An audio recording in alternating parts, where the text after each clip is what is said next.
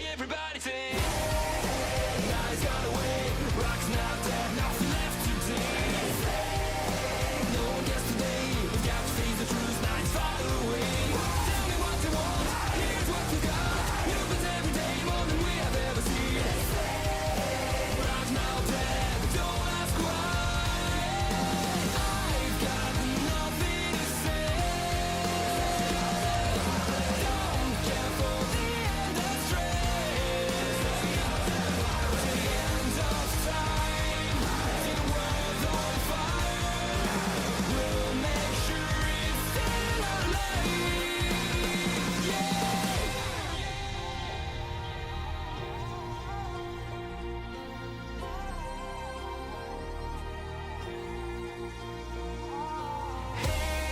Hey, nothing's gone away. Rocks now dead, nothing left today. This scene, no one gets today. We can't feel the truth. Now it's forward.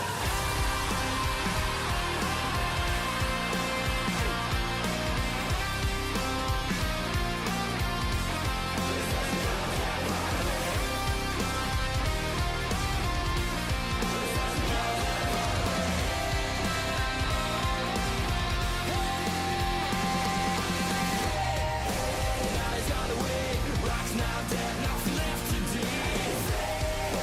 No one gets today, we got to face the truth, nights far away. Tell me what you want, here's what you got. New things every day, more than we have ever seen. Rocks now dead, don't ask why.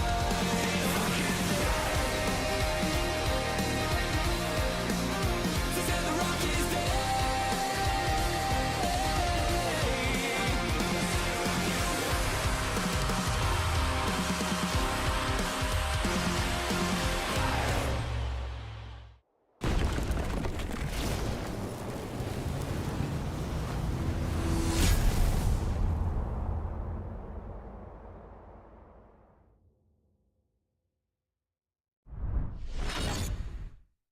For years now, Survivor Series has been Raw versus SmackDown. That has been the gimmick the WWE has gone with for this pay-per-view for a very long time. It was a tired concept that lost its appeal a very long time ago. The idea that Survivor Series was the one night a year that you get to see the stars from Monday Night Raw wrestling the stars from Friday Night SmackDown, it was so laughable.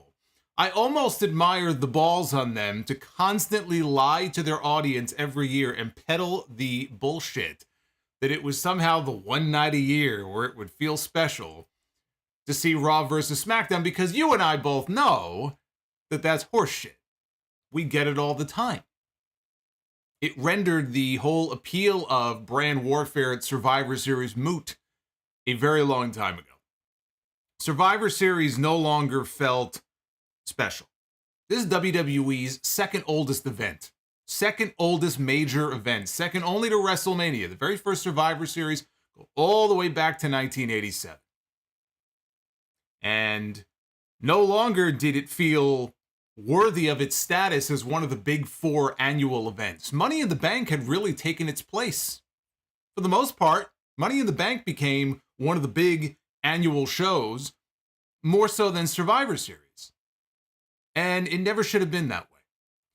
20 years ago, Triple H wanted to bring War Games to Survivor Series. And Vince McMahon said no. He thought that War Games was too WCW, which of course he would have felt that way because he didn't create it. It wasn't his idea. It wasn't his concept. So of course we couldn't have that at Survivor Series. It wasn't any good. It took 15 years, but Triple H finally brought War Games to NXT. He was able to bring it there, kind of give it a trial run. NXT was his playground. It was his baby. So he can pretty much do whatever he wanted to. And when Vince McMahon finally stepped down this summer as the chairman and the head of creative in WWE, and Triple H stood in and took his place and took over, he finally had the opportunity to take Survivor Series and make Survivor Series fun again. Make Survivor Series feel special, make Survivor Series feel truly unique. and make Survivor Series feel the way that it used to feel, back when I grew up watching Survivor Series. And the elimination matches were a novel concept. It wasn't the sort of thing that you could just see on television every week like you can today. I get why they can't just go back and do nothing but elimination matches anymore, because it is a dated concept and you can't have an entire show filled with them. I get that. But I've wanted Survivor Series to mean something for so long, and Triple H has finally taken a large step tonight in restoring Survivor Series as one of the special annual events in WWE. We had, in the main event tonight, the Bloodline, Roman Reigns, Solo Sikoa, the Usos, and the honorary Uso SAMI ZAYN stepping into the ring to do battle with Drew McIntyre, Kevin Owens, Sheamus, Ridge Holland, and Butch. The Bloodline has been dominant. Some people are sick and tired of the Bloodline. They've been dominant for so long. But they've been telling this story with SAMI ZAYN now for a while. And people didn't know what to expect coming into tonight. Is this going to be the night? Right? Is this it for SAMI ZAYN? Is the Bloodline going to turn on him? Are they going to leave him in a bloody pulp in the middle of the ring? What's going to go down? How much longer are they going to drag this story out for?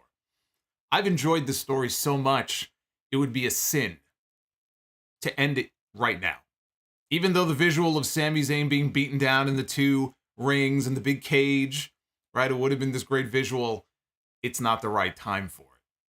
I want them to drag this out a little bit longer. There's still more of this story to be told.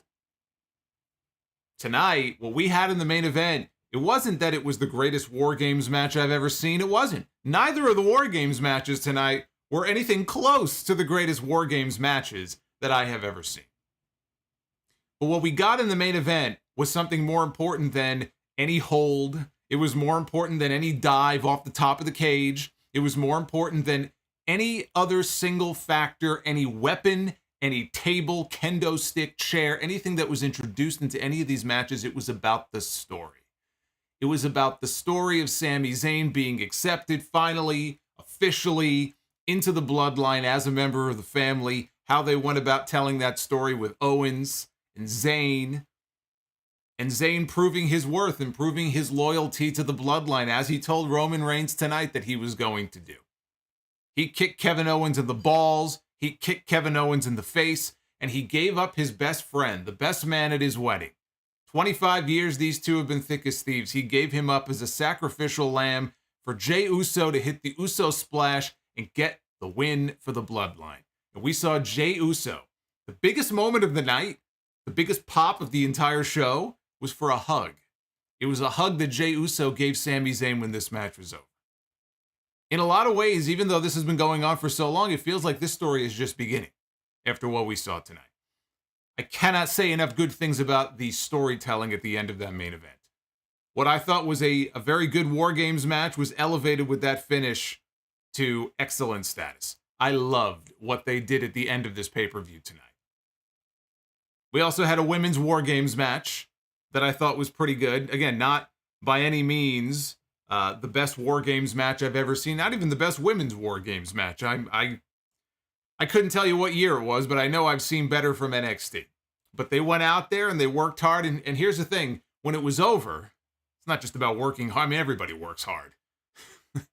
I mean, that can't be the only criteria. Every fucking person where I work hard. But when the match was over, it's War Games, right? You know you're not going to get blood. There was no blood. The only blood we had on the show tonight was accidental blood from Bobby Lashley in the triple threat match. That's the only blood we had on the show tonight. But when that match was over, those women, as they were standing there, looked like they were in a fucking fight. They looked like they were in a war. They had welts all over their body. So it looked like they were in an actual war. And that's what War Games should be about. So I thought both War Games matches were actually very good. And the main event delivered in spades on the story. We got a lot to talk about when it comes to that. Because now it has me second guessing even some of the things that I have been pitching as far as the road to WrestleMania. I am of the mindset that you stay the course. You stay the course with what you have planned. But I will tell you that as over as SAMI ZAYN is right now, it does have me questioning whether or not, we got Royal Rumble coming up. We'll talk about all that here. But we had a triple threat match for the United States Championship, which I actually thought as a match, probably even now that I've seen the main event, was probably the best match on the entire show.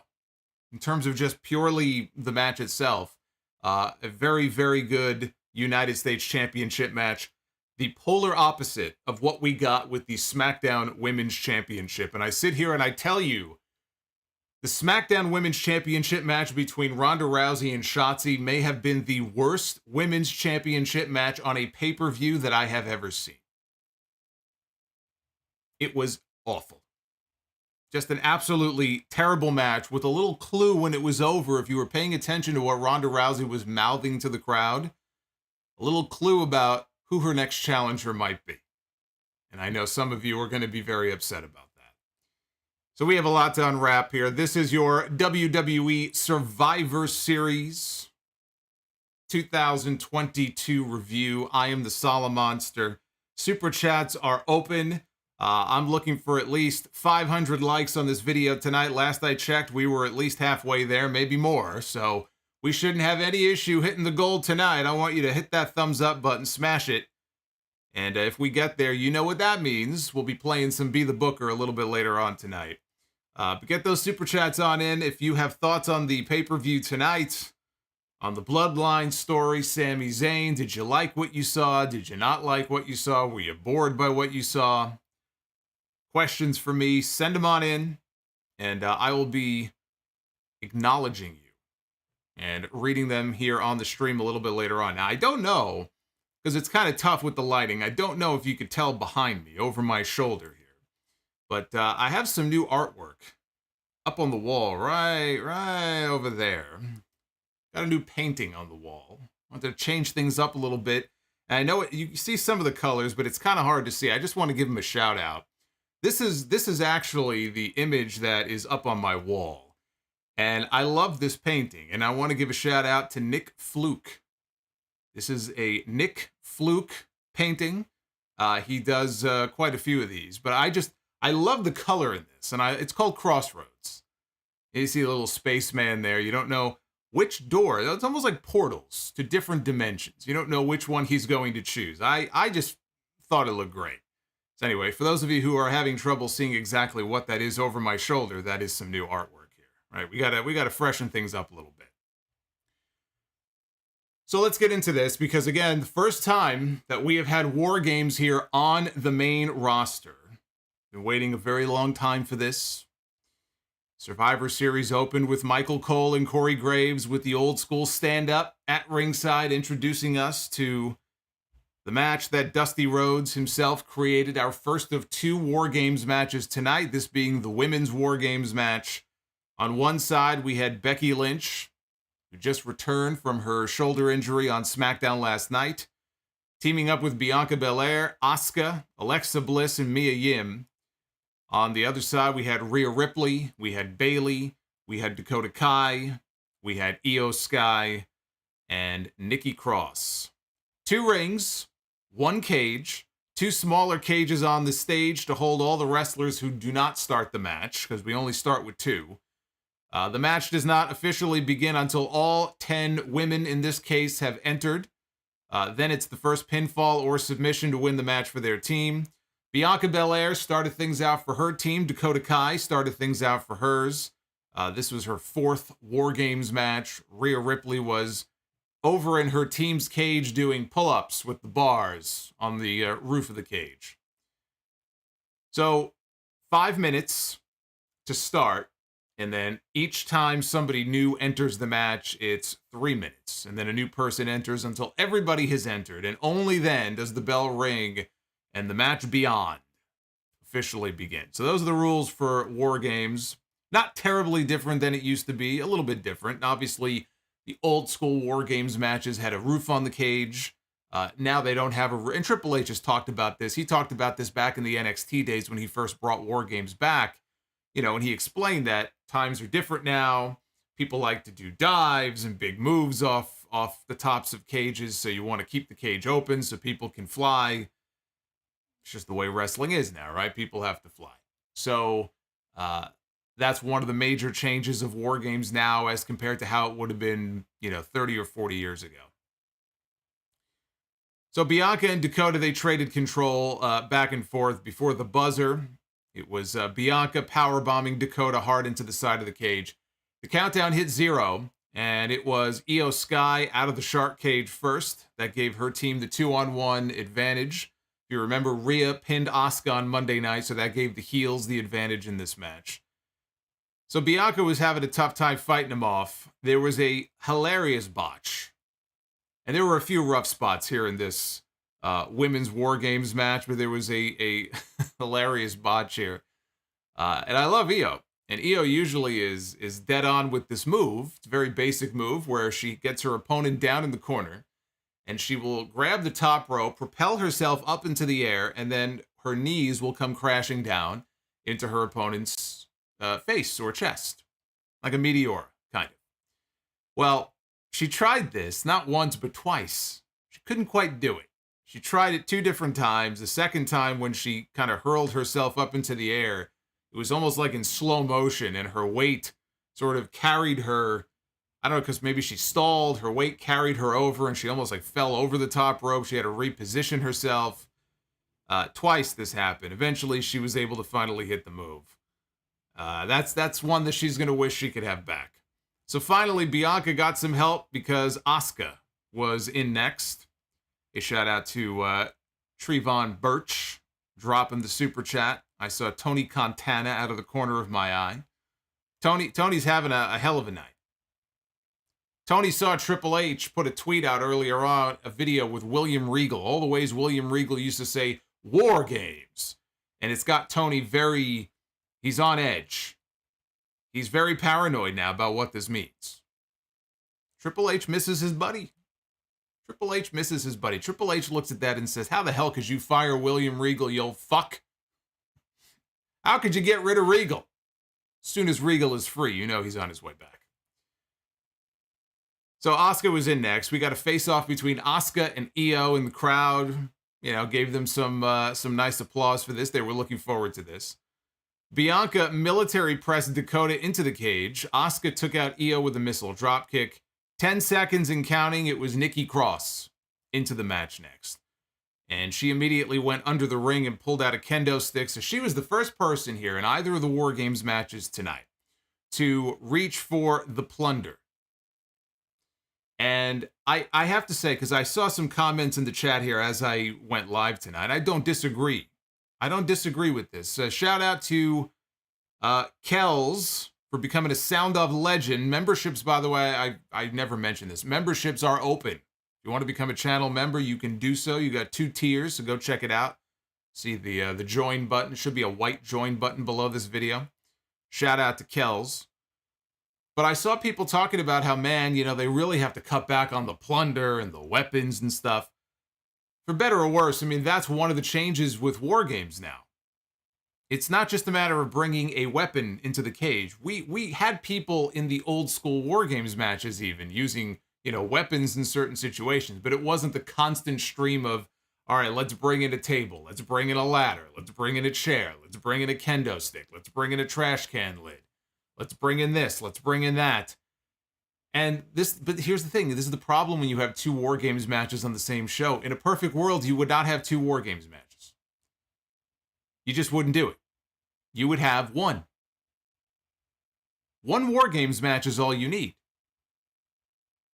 Now, I understand why they do it. If the men are going to have one, why not the women? And I say that if there's a story for it, then fine. But when you do that, and it's the same spots, when you're repeating the same stuff in the opening match and in the closing match, it gets old. It's the same people coming out, grabbing the same weapons, right? They didn't really do anything any different with it. So yeah, it gets tiresome, I agree. But that's just the nature of these War Games matches now. They have to rely on all these gimmicks. They have to rely on all the smoke and mirrors because I guess they just feel like the match would be boring without it. I would argue that the match can be just as boring with them. Focus less on hitting people in the head with a garbage can lid and take a look at what they did in that main event. If you have a great story, you don't need all that bullshit. And this is a long-term story in the main event, so you're not going to always have a story like the Bloodline one that's going on right now with Sami. But I'll take story, 10 times out of 10 over just mindless, random fucking weapons being thrown around. So I get it. I get the people who were tired of it. Hey, I want to give a shout out to Bill Baggins, who gifted a channel membership, which was very nice of him. So thank you, Bill. Bill gifted a channel membership to Ed Weber. It is the season of giving here on YouTube. So you can also gift memberships to people. There you go. So she pulled out a kendo stick. She pulled out 2 kendo sticks. She pulled out 2 trash can lids. Asuka came over to see what was going on. Nikki slammed the cage door on her head and then went back to pulling out plunder. She wasn't done. The crowd wanted tables. They didn't get tables, and so they were very upset, and they booed. It's so nice to have crazy Nikki back and not this superhero bullshit that just went on for far too long. And she was treading water for so long. It was just so corny and hokey, and she just wasn't going anywhere. Now, I don't know what happened to Doudrop. I assume Triple H is just sort of hiding her away for a while, and she'll reappear with her name, right? Either Piper Niven or Viper, one of those, probably Piper Niven. And that's what they're going to, because I know she's talked about how she has had conversations with Triple H about getting her name back. So I assume that's what they're doing with her. But the whole almost a superhero thing, it just went on for so long. So it's nice to have Nikki Cross back as, crazy Nikki. So she hammered away on the baby faces with the garbage can lids. The heels had the advantage until Alexa Bliss came to the ring. But Alexa Bliss almost did not make it into the ring, because as Alexa Bliss was running down to the ring, she got caught up in the cameraman's cord and had to go under the cord. So she almost didn't make it inside the cage. But finally she got in. She got overwhelmed pretty quickly. Team Bianca took out the heels, though, with kendo sticks. Nikki Cross climbed up to the top of the cage and she sat there watching from above. She was observing all the chaos down below. She was laughing. She was smiling like a crazy person. Then she hit a crossbody off the top of the cage, the first big dive of the night. Wiped out everybody, including, I think, some of her own partners. Bayley was out next from her cage, and she immediately pulled out a ladder from under the ring, and she brought it inside. She grabbed a second ladder, and Dakota helped drag it into the ring. Dakota had red welts all over her back, probably from being slammed into the side of the cage so many times. Bayley finally pulled out a table, and that got the first big pop of the night. In fact, I think the table probably got the second biggest pop of the entire show after Jey Uso hugging Sami Zayn at the end of the night. Jey and Sami get the number 1 spot. The table, I think, gets the number 2 spot for biggest crowd reaction of the night. So the heels pinned Bianca up against the cage between the 2 rings using the table. They had her pinned there. She couldn't move. Then they took turns working over Asuka and Alexa in the second ring. Mia Yim was out next. They are still calling her Mia Yim. They're using Michin as the nickname, not her actual name. She took the time to pull out 3 garbage cans. So we didn't have enough garbage cans and garbage can lids. We needed more. As she was trying to throw the garbage cans through the door into the ring, they kept falling out. She wasn't able to get them through. She was getting very frustrated, but eventually she got her garbage cans into the ring. Meanwhile, her team is getting obliterated, and this is also one of those really just stupid fucking things that annoyed me. Her team is getting obliterated inside these 2 cages, right? They're fighting for their lives. Mia Yim comes down to the ring, and you already have weapons and just, plunder and stuff strewn about all of the rings inside, right? You've got plenty of weapons to choose from once you get inside. Instead, while her team is getting killed, let me go under the ring and find more crap to bring inside. And then, you know what? 1 is not enough. Let me get a second one. Let me get a third one. I mean, it's ridiculous. What kind of partner is she? They're getting killed. Go inside and help them. I thought that was very dumb. As if there isn't enough furniture laying around. You need more. So they did a spot where Bianca hit a superplex from one corner. Mia Yim hit one from another corner. Alexa hit one from another corner. Asuka hit a German out of a fourth corner. So it wasn't stereo, but it was one right after the other, until everybody was laid out. Everybody was down. Until, that is, Rhea Ripley made her way down to the ring. Rhea Ripley was the final entrant for Team Bayley, which only left Becky Lynch as the one lone person left to enter the match. Rhea immediately started kicking ass. She got Asuka locked in the prism trap. That's the inverted cloverleaf that she does. Io started running the ropes back and forth, back and forth, back and forth, about 4 or 5 times before she finally hit the basement drop kick to Asuka's head. Team Bianca are in real trouble at this point. Finally, it was Becky Lynch's turn to enter. They rang the bell once she was inside, and they announced, "Let the War Games begin." It is now the match beyond. So the match officially started. Becky put a trash can over Io's head and delivered a drop kick from the middle rope. She looked over into the second ring, and she locked eyes with Bayley. And she climbed into the second ring. She called Bayley a bitch, and she motioned for her to come fight her. You know, out of all the horsewomen, that's the one program that we never got. We never got a program between Bayley and Becky Lynch, right? We've seen different combinations of all the other ones. Bayley and Charlotte, Sasha and Charlotte, Sasha and Bayley, Sasha and Becky. But I can't ever remember there be, and maybe there's a random match on TV, but I can't remember an actual program with Becky and Bayley. So she kicked Bayley's ass, and then she turned around, and there was Rhea Ripley. And she hit Becky with the Riptide, and we got our first pin attempt of the match. Asuka, though, made the save. Asuka then misted Rhea right in the face, and Rhea was blinded. She was swinging wildly. Becky planted her with a DDT. Bayley hit the rose plant to Becky on the diamond plate in between the two rings. Dragged her over, tried to pin her, but again, Asuka was there to make the save, because Asuka is a real teammate who actually gives a shit about her partners.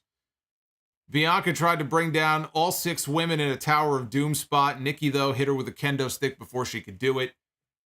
There was a scary spot here, and I don't know what they were trying. It almost looked like maybe they were trying some kind of a Rana spot that just midway through they realized, okay, that's not going to work, so Bianca was going to try to powerbomb Bayley, but she powerbombed Bayley, and it looked like she almost broke her neck. Bayley she's okay, she's fine, but it looked scary there for a couple of seconds. Io hit a moonsault from the top of the cage onto Bianca and Mia, which is something we've seen her do before in one of the old NXT War Games matches, so not the first time that we have seen Io come flying off the top of the cage like that. Nikki Cross pulled out a pair of handcuffs, and she cuffed her former partner, Alexa Bliss, and I guess she was trying to, I think she was trying to cuff her to the top rope or to the cage. Alexa was trying to fight her on it, and Alexa ended up attaching the other end of the cuffs to Nikki's arm. So now they were cuffed together. And Alexa hit an electric chair. Now, I think the idea, another spot gone wrong here, I think the idea was that Alexa would have her on her shoulders and would drop her backward. Well, obviously, clearly that was the spot. She was going to drop Nikki backwards, and Nikki would land on top of the garbage can. Well, she overshot the garbage can, and Alexa fell backwards and dropped herself back first onto the garbage can. Nikki completely missed the garbage can. So that didn't work out the way that she envisioned it. Ripley went for the Riptide on Mia Yim, who countered into a sleeper hold. Rhea fell backwards, drove Mia through a ladder in the corner that broke in half. We then had a standoff with Becky and Bianca and Damage Control, just like things ended at the end of the Becky-Bianca match at SummerSlam when Damage Control first debuted together on TV. So we had a little standoff in the ring here. Becky hit Dakota with the manhandle slam. Bianca hit Io with the KOD. They laid Rhea Ripley and Io both on top of a table as Becky Lynch began to ascend to the top of the cage. Bianca picked up Bayley and gave her a KOD into the side of the cage. That took care of Bayley. And Becky Lynch came flying off the top of the cage with a leg drop. Honestly, you look at it back on the replay, it was more of a whoopee cushion, like Doink used to hit. It was more of a whoopee cushion than it was a leg drop. We'll call it a leg drop, though. Hit the leg drop through the table, and she pinned Rhea Ripley to win the War Games match for her team. I was less shocked that they gave the win to Becky Lynch and more shocked that they had her pin Rhea Ripley. Of all the women on the heel side, they pinned Rhea Ripley in this match. I did not expect that. I was expecting a heel win, but even if I was expecting a babyface win, Rhea was not the person who I figured would take the losing fall in this match. So that was surprising to me. I thought, there were obviously a bunch of rough spots in this match. And there were points in the middle where it was just kind of dull, and I got tired of all the weapons being brought in. On the whole, though, I thought it was good. I would not say it was great. It was not a great War Games match by any means. It was good. It was a good match, I thought. There were a few ugly spots, but overall, I thought it was fine. But it just kind of felt like it was treading water until Becky finally got in. Once Becky got in and they said, okay, now the War Games begins, and they rang the bell, that's where things started to pick up. The most memorable parts, obviously, being Io's moonsault off the top and Becky's dive through the table. They gave him a long time. They went 40 minutes. I think this actually might have gone longer than the main event. I did not check the time of the main event because I was trying to wrap things up so I can go live. But somebody can do a time check for me. I think that this one may have actually gone longer than the main event. So they all took a beating. And I appreciated that when it was over, it looked like these women had gone through hell. That's what War Games should be. When the match is over, you should look like you have just been in the fight of your life. And that is what these women look like at the end of this match. Because, there's no blood. So it's tough. In a match like this, if you're an old school wrestling fan, you have those visions of, the cage being the most vicious, most dangerous, deadly contraption that there is, and blood streaming down people's faces, and you're just not going to get that now. Unless it's accidental blood, you're just not going to get it. So what else can you do to make it feel and look like, these people have been in a car wreck when this thing is over? I thought they did a good enough job of that. It's bad news for Damage Control, though, because Damage Control cannot seem to win the big one. They have the women's tag team titles, but who gives a shit? But in the big matches that they have been in, we look at Bayley, right? In Saudi Arabia, that last ladder match that she had with Bianca, she comes out a loser. Tonight, Damage Control comes out losing. So not a good sign, I think, for Damage Control. As far as where they go from here, I don't know. But, with Rhea eating the pin, it does make me think like maybe now there's going to be more to come with her and Becky Lynch. Becky pinned Rhea. Becky is still on Raw. Rhea is on Raw. They could easily transition into a program and maybe a Royal Rumble match between Becky Lynch and Rhea Ripley. That seems to me like that may be the direction that they go in. Becky against Rhea. Maybe Becky against Rhea even before the Royal Rumble, with the winner of that match maybe on TV, next month, challenging Bianca for the championship of the Royal Rumble. Maybe we end up with a triple threat match. Maybe it's Becky, Bianca, and Rhea. Right? They're going to want to do a big championship match, I would think, at the Alamo Dome, right? Big stadium show at the Royal Rumble. We could very well end up with a triple threat match. Remember, Beth Phoenix is going to come back at some point. So that may be why we don't get Rhea Ripley and Bianca Belair at WrestleMania. They could be saving Beth Phoenix for that spot. I think that Becky pinned Rhea for a reason. That was not just a random, okay, let's just pin Rhea. Clearly, there's going to be a reason for it. So they recapped the SAMI ZAYN and Kevin Owens segment from SmackDown last night, where Owens cornered Sami in the hallway right outside the Bloodline locker room. Jey Uso was eavesdropping and listening to their conversation at the door. Unbeknownst to them, they did not know about it. The people are saying that Dakota was it Dakota? I thought it was Rhea that was pinned. When they showed the replay, it looked to me like Rhea was the one who was pinned. Was I looking at the wrong thing when I looked up and I saw that replay? Because it looked to me like it was Rhea who was the one who ate the pin there.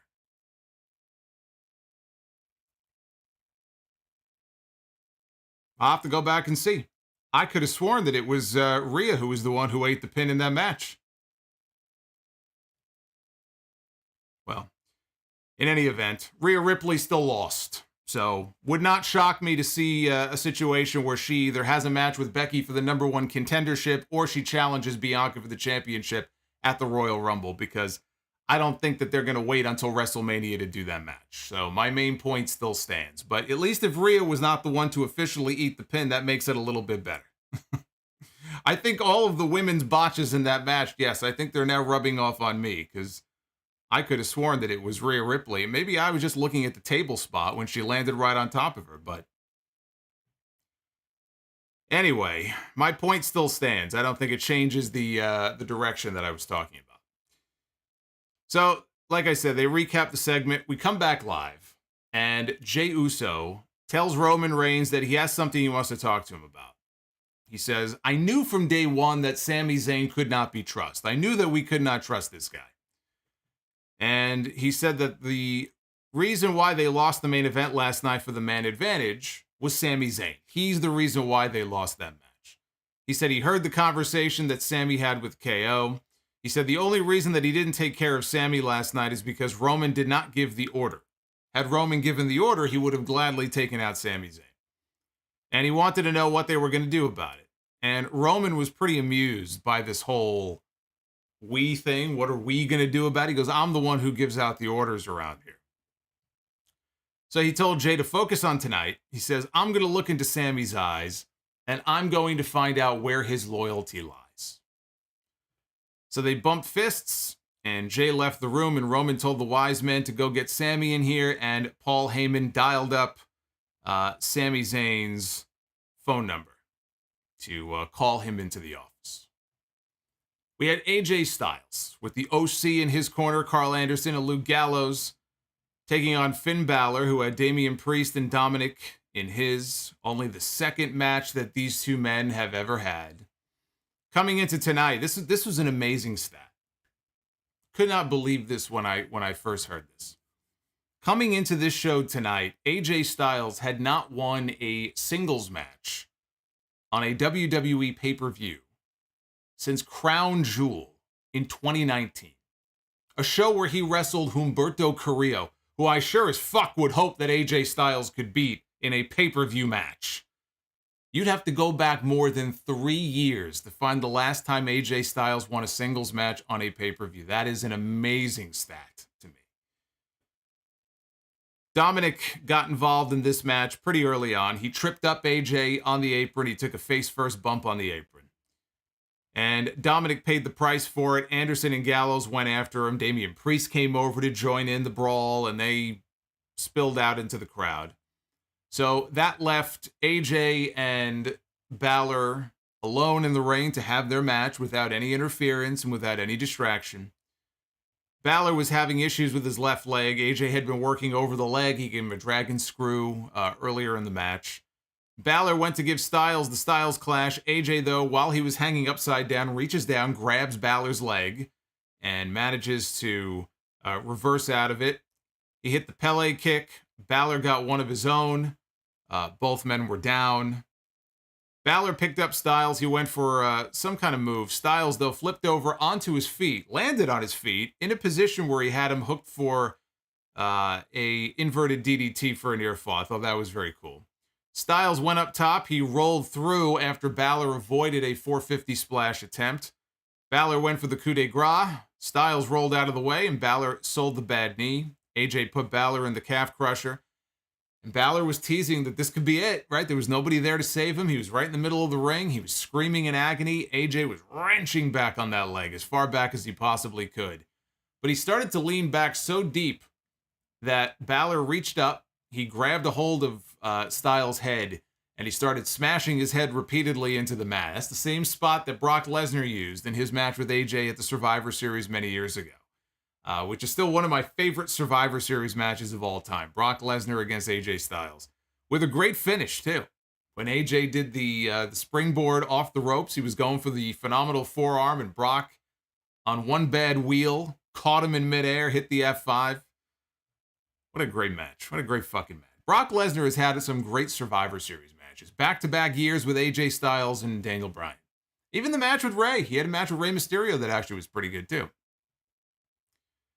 So both men traded punches and chops in the middle of the ring. Styles caught Balor with a step-up enziguri. Styles went for a move. Balor, though, shot him over the top rope. Styles threw punches at Balor from the apron, and then he nailed the phenomenal forearm, and he pinned him. And I was thinking, man, how much cooler would this finish have been if AJ would have hit that move from the top rope in the second ring, right? It's only a couple of feet over, but I wish he would have done it from the second ring. That would have made it even better.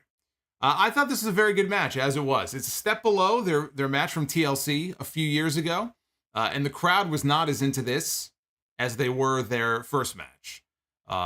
So that kind of hurt the match a little bit too, but I thought the work here was really good. And finally, AJ wins a match. He wins a singles match on pay-per-view. He should be hitting the town with his OC buddies tonight, drinking sake all night long and celebrating. He needed that win, but so did Balor. I had picked Balor to win because I thought this would be a big win for the Judgment Day. Balor didn't win. I don't think this is the end of this feud between the OC and the Judgment Day. By any means, I don't believe that this program is over here between the two sides. And honestly, even though they lost tonight, right? Balor lost clean in the middle of the ring. Dominic, Priest, they end up being chased away into the crowd. That segment alone, the Thanksgiving segment with Dominic and Rhea going to Rey Mysterio's house and beating the crap out of him on Thanksgiving, was enough to just redeem the Judgment Day this week, regardless of what happened here in this match. Just that one segment alone redeemed them.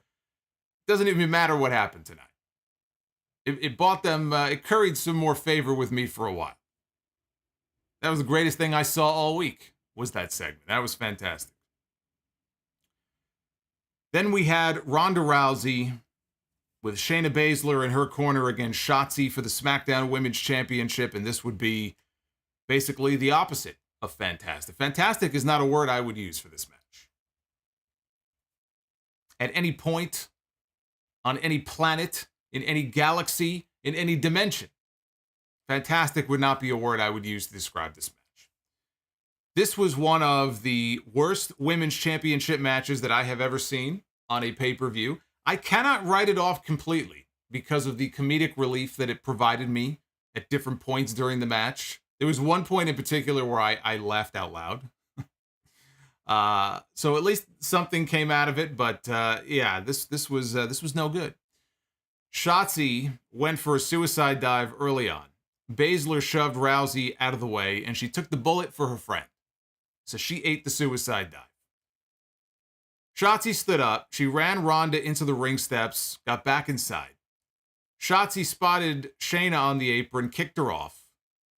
Shotzi went for a top rope crossbody block. Rousey, though, caught her in midair and slammed her, which did not look good, but it looked better on the replay. For whatever reason, during the live showing, it looked like Shotzi went for a move, hit the move, and then sold it like she was hurt, and Ronda popped up, and it didn't make any sense.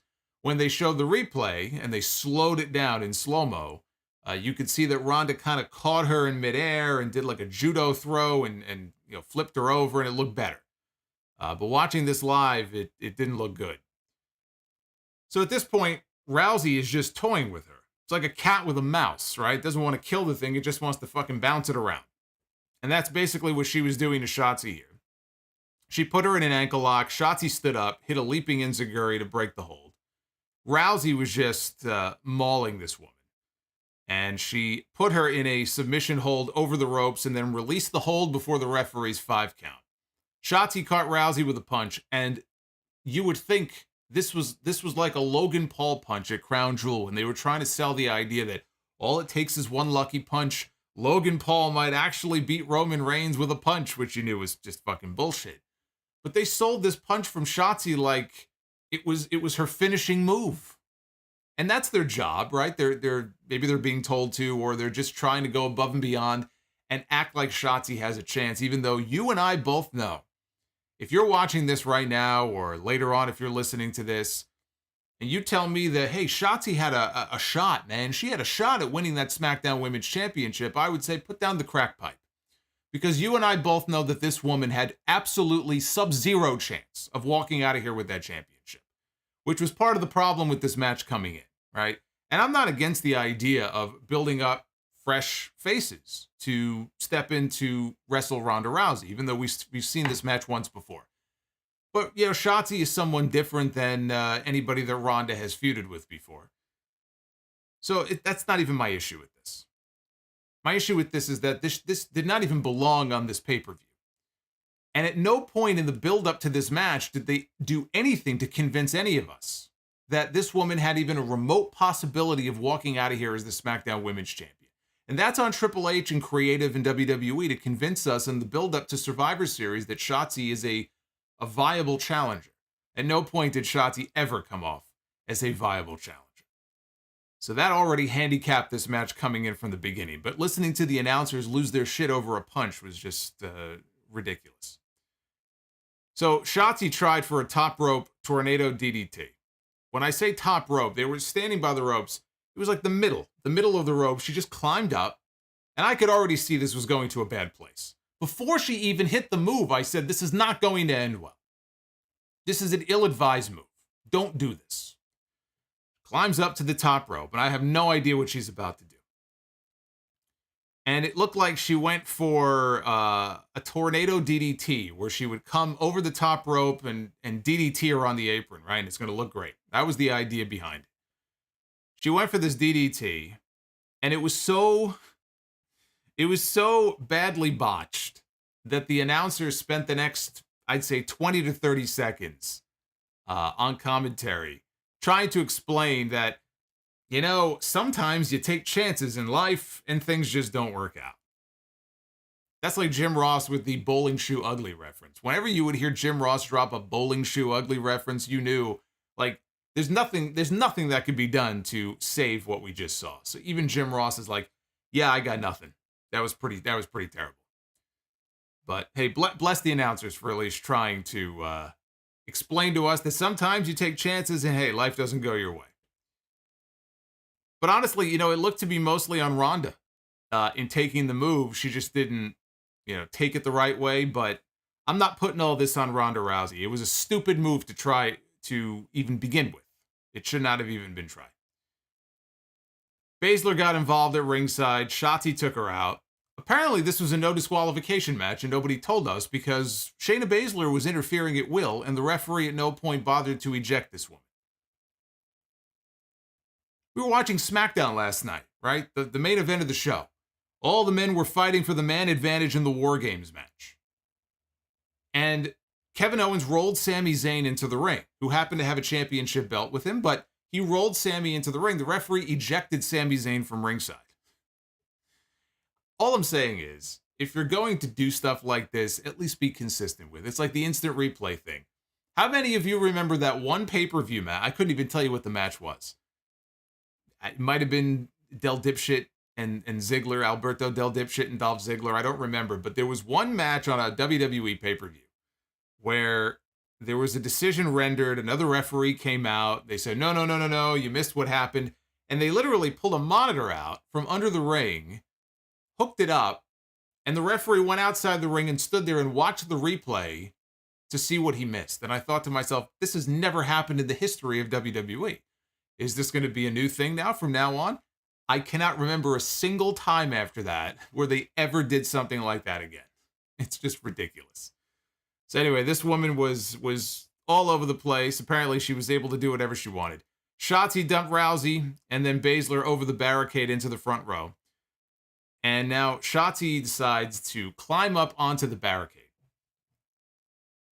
She climbs up onto the barricade and she is going to do a dive into the front row onto Ronda Rousey and Shayna Baszler.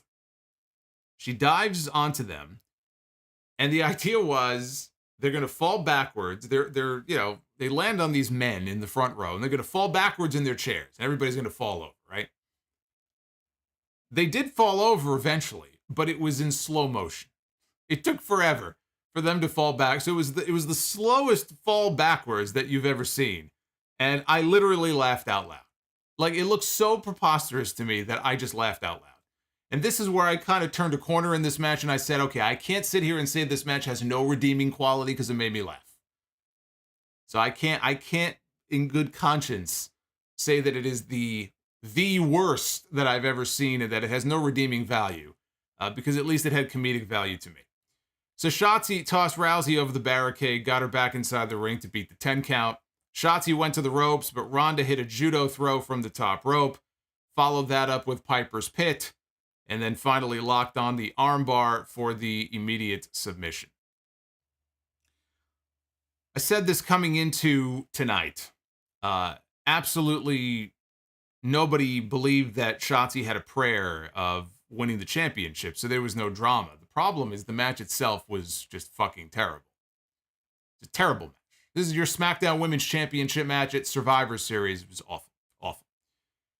The crowd was booing the entire time. The crowd never stopped booing. It almost sounded like they were piping in boos, like there was some kind of a crowd track that they just hit play, and it was this constant stream of boos in the background for the entire match. So obviously Ronda is the heel. You would think, okay, they'll boo her, but they weren't exactly cheering for Shotzi either. And why would they? I mean, they've been given no reason to do so.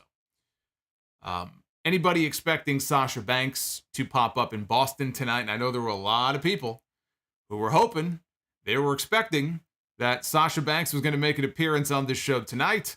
All those Sasha fans, all those Sasha stans are probably punching the air right now. They were punching the air. Let me tell you, they were punching the air when this match was over. They were so upset.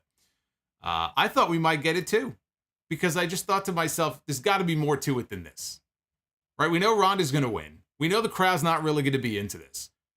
So maybe they know that too. When the match is over, Triple H is going to kind of throw a surprise out there at us, right? We'll hear the music. She'll come out in Boston. She'll get this monster reaction, right? We haven't seen her in 6 or 7 months. It's her hometown. And it could set the stage for a Ronda Rousey-Sasha Banks match at some point. Of course, you could also look at that and say, why reward this woman when she walked out on you? She was a champion. You're going to reward her by immediately thrusting her into a women's championship program with Ronda Rousey? You could also make that argument. But it would have been nice to get something when this match was over. They gave us nothing. They gave us nothing. You know what they gave us? As Ronda and Shayna were leaving, because I was thinking, okay, where does she go now, right? Where do you go with Ronda Rousey at this point? We're not at WrestleMania yet. If they want to get to Ronda and Becky somehow, even though they're on separate brands, there's still time for them to do that. They wouldn't even start in that direction, at least until the Royal Rumble. What do you do with Ronda Rousey in the meantime? Raquel Rodriguez would make sense because, as they said on TV tonight, Raquel has a broken elbow. After the attack on SmackDown last night, Ronda, Shayna, they attacked her. They slammed the equipment case lid on her arm, broke her arm. Broken arm, dislocated elbow. She'll be back in 3 weeks. So she'll be back soon, and it would make sense for her to go after Ronda Rousey. I don't see that as a Royal Rumble match, but okay, maybe Raquel gets the next shot. But what about after Raquel? What happens then? Who's next? We got a peek. We got a little clue as to who that might be. As Ronda Rousey was leaving, she was mouthing off to the crowd. I don't know how many of you, I'm sure some of you picked up on it if you were paying attention to what she was saying. Ronda Rousey is looking out at the crowd and she mouths the words, "This isn't a democracy." She says, "I'm the goddamn queen." The queen, you say? Yes. The queen, indeed. The queen is on her way back. So all of you who have been wondering, is Charlotte going to come back? Where is Charlotte going to end up? Charlotte wants to work with Bianca. Maybe she'll end up on Monday Night Raw. Maybe. But I also don't think that Ronda threw that word out there unintentionally. So if you were not a big fan of Ronda Rousey and Charlotte Flair earlier this year, I got some bad news for you. Backstage, SAMI ZAYN arrived to meet with Roman Reigns. And Roman wanted to ask him about last night and what happened on SmackDown. Wanted to know if he was talking to Kevin Owens, as Jey Uso suggested. And Roman asked him why he lied to Jey, because Sammy admitted that, yes, I did talk to Kevin Owens. Wanted to know, why did you lie to Jey? And Sammy said, well, I withheld some information, he said. I withheld some information because I didn't want to put that on Jay's plate right before the big tag team main event, right? Put all that pressure on him. He had enough to think about. He had enough to worry about, trying to beat Drew and Sheamus. I didn't want to burden him with all that stuff. A shout out to Ray Ray. Oh my goodness. Look at this. Ray Ray dropping a $50 super chat. I think, what is that? Australian 75. That is a $50 super chat drop. Holy shit. Ray Ray, you got the yes treatment tonight. Ray Ray says, thanks for the content. Survivor Series ends when your stream ends. Really? So this must be the longest Survivor Series of all time. Because this stream ain't ending for a while. Ray Ray, thank you. I appreciate that. I appreciate that super chat. So he says, again, I don't want to put all that pressure on Jay, so I just kind of withheld some information from him. And he goes, he wouldn't have understood. Even if I tried to explain it to him, he said, I would not, he would not have understood what that was about. He said, and if we're being perfectly honest, I didn't talk to Kevin Owens. Kevin Owens talked to me, right? He approached me. I didn't go to him. He came to me. Roman asked him, well, what did he say? And Sami said, well, he said that I should turn on the bloodline before the bloodline turns on me. Roman said that, look, I get that you and Owens used to be best friends, but you need to understand that the bloodline is my family. It's my blood. And he needs Sami to look him in the eyes and let him know if he is with them or if he is going to stab them in the back out there. And Sami said that he was with him. He said, look, there are 5 people on this entire planet who are allowed back here into this dressing room. He said the wise man is one, Solo Sikoa is one, Jimmy and Jay are the other 2, and the 5th one is me. And he said, that's not lost on me. He goes, I'm well aware of that. That means something to me. Because it means the world to me that you took me in as a member of the family. He goes, I'm not going to let you down tonight or any night. He goes, I am with the bloodline. Roman stared at him for an uncomfortable length of time. And then he stood up. He told Sami to get up. He smirked. And he told him, let's do it. And they shared a hug. Roman's expression as he was hugging him turned serious, which Sami couldn't see. But that was the end of the segment. I thought this was fantastic. When I look back on this Survivor Series, what will really define this year's Survivor Series show is all of the bloodline stuff. Because it wasn't just what happened in the main event in the War Games match. That was sort of the capper for the entire night. But we had these 2 backstage segments. The one earlier with Jay and Roman, and then this one especially with Roman and Sami. Everything was building to what we saw in that main event. When I say storytelling, I don't just mean storytelling in the ring. It's all the backstage vignettes as well. And the bloodline stuff has been fantastic, but Roman and Sami in particular, when they have these backstage meetings, when we have Roman and Sami on screen together, these 2 have been gold. They really have. They have been tremendous together. So I thought this was outstanding. This was great. It was triple threat time for the United States Championship. We had Seth Rollins defending his title against Bobby Lashley and Austin Theory. This was the perfect palate cleanser after that last match I just talked about. Lashley and Rollins, they both took shots at Theory right at the beginning of the match. They knocked Theory out of the ring, got him out of the way, turned their attention back to each other. Lashley hit a DDT flatliner combo on both Rollins and Theory. Lashley picked up Rollins. He slammed him down, covered him, but Theory pulled the referee out of the ring right at the last minute to break up the fall before Lashley could get the win, just like Lashley did to him when Theory cashed in his Money in the Bank contract on Raw, giving him a little taste of his own medicine. Lashley went after Theory outside. Rollins ran Bobby into the ring steps. Theory cut off Seth and hit both men with the ring steps. So inside, Rollins went for a stomp. Lashley came back. He broke it up. Lashley hit a spine buster. He put Rollins in the hurt lock. And Theory jumped onto Lashley's back. He put him in a sleeper hold. That caused Lashley to break the hurt lock. Bobby dumped Theory over the top rope. Rollins put Lashley down with a pedigree, covered him for a near fall. Fans were big time behind Seth Rollins in this match. They sang his music. Oh, yeah, they did the whole music thing on the way to the ring. They were solidly behind him here in this match. Rollins went for a Phoenix Splash on Lashley, who moved. Rollins landed on his feet. He got tossed outside by Theory. Lashley put Theory in the hurt lock, and Theory used his feet to push off the top rope and go backwards into a pinning position, right? The old Bret Hart move. The move that Bret Hart used on Roddy Piper and Steve Austin. As he has Lashley in this pinning position, out of nowhere, off the top rope with a splash, it may have been a frog splash, here comes Seth Rollins. Halfway across the ring, lands right across Bobby's chest, right at the perfect moment. This was a perfectly timed spot here. And he broke up the pinfall.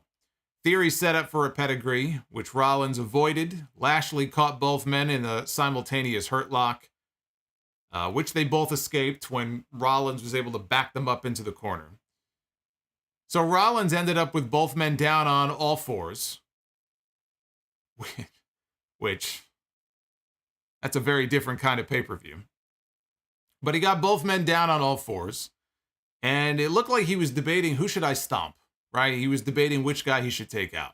What he ended up doing is he used Theory's back as like a stepping stone, right? He stepped off Rollins or Theory's back, rather. And he hit the stomp on Lashley. So that was a cool spot. Rollins ended up hitting a superplex to Theory from the top. Immediately transitioned into position for a Falcon Arrow. We've seen him do this a million times. When he got Theory up in position for the Falcon Arrow, though, Bobby Lashley had recovered. Bobby Lashley came in for a very weak-looking spear.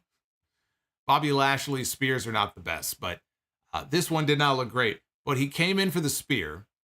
He speared Rollins, and when he did that, Theory fell down on top of Rollins. And he covered him, and the referee counted 3. And just like that, Austin Theory is once again, for the second time in his career, the United States champion. It may not have been the best spear that I've ever seen, but I thought it was a pretty unique finish. I really liked that finish, and it was an excellent triple threat match overall. This was, I thought, the most fun of all the matches on the entire show. This one was the best. You know, the War Games matches went longer. The main event War Games match, obviously, you know, had a better story. So, I mean, as far as that goes, my vote would go to the main event. But I mean, just in terms of just pure bell-to-bell action, this match would get my vote on this show. I did not think they would have Seth Rollins drop the title this soon. He hasn't had the title for very long, right? I mean, how long has he had the championship for? I mean, what's it been, a month maybe? Somewhere around there, 4 weeks? 3, 4, 5 weeks, somewhere in that range, right? We just had Extreme Rules, the fight pit with him and Riddle. That was on October 8th. And he didn't have the title then. So he hasn't had the championship for very long, but, you know, Theory needed this win. After that fiasco of a Money in the Bank cash-in, Triple H, I guess, just wanted to get the stink of Vince McMahon off this kid and get rid of that stupid briefcase. Didn't do him any favors with that cash-in. Now they've given him a harder edge. They've given him an attitude. They're trying to take steps to rebuild him. Putting the title on him is one way to do that. This was not the strongest way to do that because he won on a fluke. This was hardly a convincing win, right? I mean, it's a fair win in a triple threat match under triple threat rules, perfectly acceptable, but he won the title on a fluke. So it wasn't the strongest way to put him over, but the key now is going to be in the way that they book him and portray him on television going forward. That's always the most important thing. The key is in the follow-up, right? Now he has the championship. How do they book him on TV? That will tell the tale of Austin Theory now going forward. But they've given him a harder edge. You know, they need to keep up with him. Keep doing what they've been doing, and we'll see if he gets over or not. But hopefully they give him a chance. You know, I mean, he's very good. You know, especially for his level of experience, I think Theory is very good. Personality-wise, he's not the most exciting. I mean, I think he needs to develop that a little bit more. But yeah, the key is going to be in the follow-up here. But this was great. So then it was time for the main event. It was time for the men's War Games match with the Bloodline against Drew McIntyre, Kevin Owens, Sheamus, Ridge Holland, and Butch. Last time that we saw Paul Heyman lead a team into battle in War Games was in 1992. It was the Dangerous Alliance against Sting Squadron. In my opinion, still the greatest of all the War Games matches that have ever been. Unfortunately, he led his team to a loss that night at Wrestle War. That part of it is not so good. But it's amazing to think here we are now in 2022 and Paul Heyman is still around, and Paul Heyman once again leading a team into War Games, which I think is pretty cool. So the War Games cage lowered around both rings with the siren that they blare in the background. They cut backstage. Jey Uso asked Roman Reigns if SAMI ZAYN lied to him. He wanted to know what happened. And Reigns said that he saw everything that he needed to see. That is how they left it. Very ambiguous, right? They wanted you to think this could be it. This could be the end of SAMI ZAYN tonight. They wanted you to believe that that was a possibility. So Kevin Owens was out first, wearing a Dusty Rhodes shirt. He had black jeans on and the wrist tape and everything. He was dressed up like Dusty Rhodes in tribute to the American Dream, right? The founding father of the War Games match. Followed by Drew McIntyre, Sheamus, Ridge Holland. They all went into the small cage. Butch came out. Butch was going to start inside the two rings for his team. This was his fourth War Games match, they mentioned on commentary. The entire Bloodline entered together, with Jey Uso starting things out for his team. Butch spent the first few minutes of this match trying to break Jey's fingers. Ridge Holland joined in next, since the babyfaces won the advantage on SmackDown, which is always weird. You know, in a War Games match for the babyfaces to have the man advantage over the heels, psychology-wise, it's all fucked. It's all backwards. I guess because the heels had the advantage in the women's match, they decided to go the other way with it. I mean, look. The women's match, you had the babyfaces win, and the heels had the advantage. In the men's match, the heels won, and the babyfaces had the advantage. So they just felt like, all right, we'll just do the opposite of what we did in the women's match, and we'll go 50-50 on both these things. But the psychology is always weird when they do that. So Ridge Holland came in. He must have hit 5 straight avalanche splashes in the corner to Jey Uso. And then Butch hit the high. He and Butch hit the high-low, took down Jey. Jey was in trouble. Jey Uso was in trouble. And then we got the countdown for the next entrant into the match, which was going to be from the Bloodline. And it was Jimmy Uso who was ready to roll. Jimmy was ready to go help his brother out. Roman Reigns, though, who was sitting in a chair. They got him a chair. You know, old man Reigns, he has to sit down.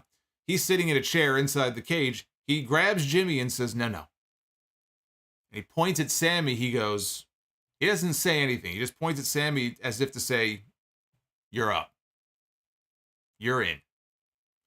And Sammy was kind of nervous. He's looking around, and he was very hesitant at first to head to the ring. But I love this. I love this because this is Roman Reigns.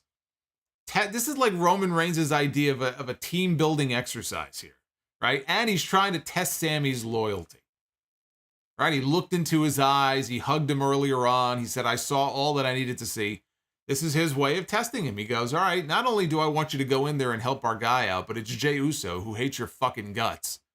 Go in there and help him. And that's what Sammy did. Sammy's objective tonight was to prove to Roman Reigns that he was loyal to the Bloodline. So he got into the cage and came to Jey's aid. There was a spot here where Sammy, even though he was hesitant at first, he did help Jey, and he patted Jey Uso on the back. And Jey didn't like that very much, and Jey kind of shoved him off. And now we had an argument in the ring between these two.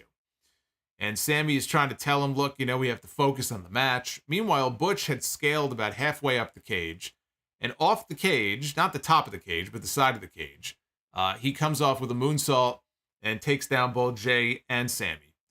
There was another spot where Sammy pulled Jey out of harm's way in the corner, and he saved him, right? Second time he's come to his aid in this match. Drew McIntyre was out next.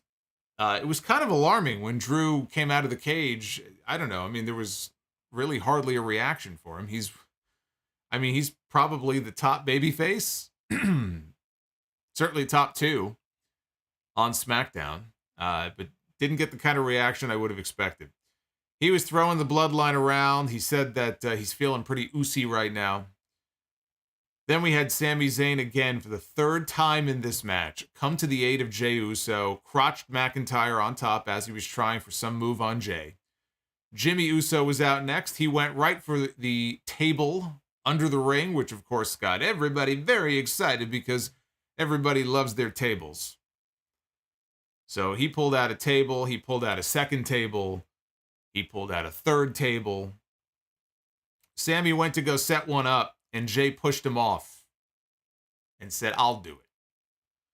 And he gave Sammy a shove. So Sammy shoved him back, and the people cheered. And Jimmy tried to play peacemaker between them. Sammy's like, basically, in so many words, he's like, "What the fuck is your problem?" So now we have a shoving match. We have dissension in the ranks of the Bloodline here. They cut back to Roman Reigns sitting on the chair inside his own little cage. And he has this disgusted, disappointed dad look on his face. Kevin Owens was in next. He had chairs with him. Hit a cannonball to Jey Uso in the corner. Hit a swanton off the top rope onto Jey. There was a brief stare down from across the ring between Owens and Zayn. The first standoff here tonight between these two, but not the last. Until Ridge Holland grabbed Sammy from behind. Owens put Jimmy through a table. The Bloodline got the next man in. It was Solo Sikoa, which left Roman Reigns all by himself in the Bloodline cage. There was a funny spot where Owens and Sikoa, they were in between both rings. And Owens ran Sikoa face first, or head first, into the steel, into the side of the cage. And Solo Sikoa completely no-sold it, because one thing that has not changed in 40 plus years of professional wrestling is that Samoans have hard heads. So if you remember when the head shrinkers used to wrestle, or any of the Samoans, right? Haku, if somebody would go to give them a headbutt, the guy delivering the headbutt would sell it, and the Samoan guy would just stand. Well, I guess Haku is Tongan. He's not Samoan, but I guess they also have hard heads. But they would no-sell it, right? That's always been a thing for whatever reason. So Sikoa no-sold it. Owens delivered a super kick. Again, Sikoa no-sold it. Another super kick from Kevin Owens. Finally, Owens tried for a pile driver on the diamond grate in between both rings, but he got backdropped onto the diamond plate. Sheamus was the final entrant for his team. I don't know what is up with Sheamus, man. Like, the whole side of his face was all bruised up. I guess it was from the match on SmackDown last night. This guy, man, I mean, he's so pale that, anytime he takes any kind of shot to the back or to the face, like, he just has these fucking bruises all over his body. Like, he looked like he was in a bar fight. So he emerges from the cage. I think he was the last person, out of the cage for the babyfaces. And he went to go enter the cage. Sami Zayn was holding the door shut, so Sheamus couldn't get inside.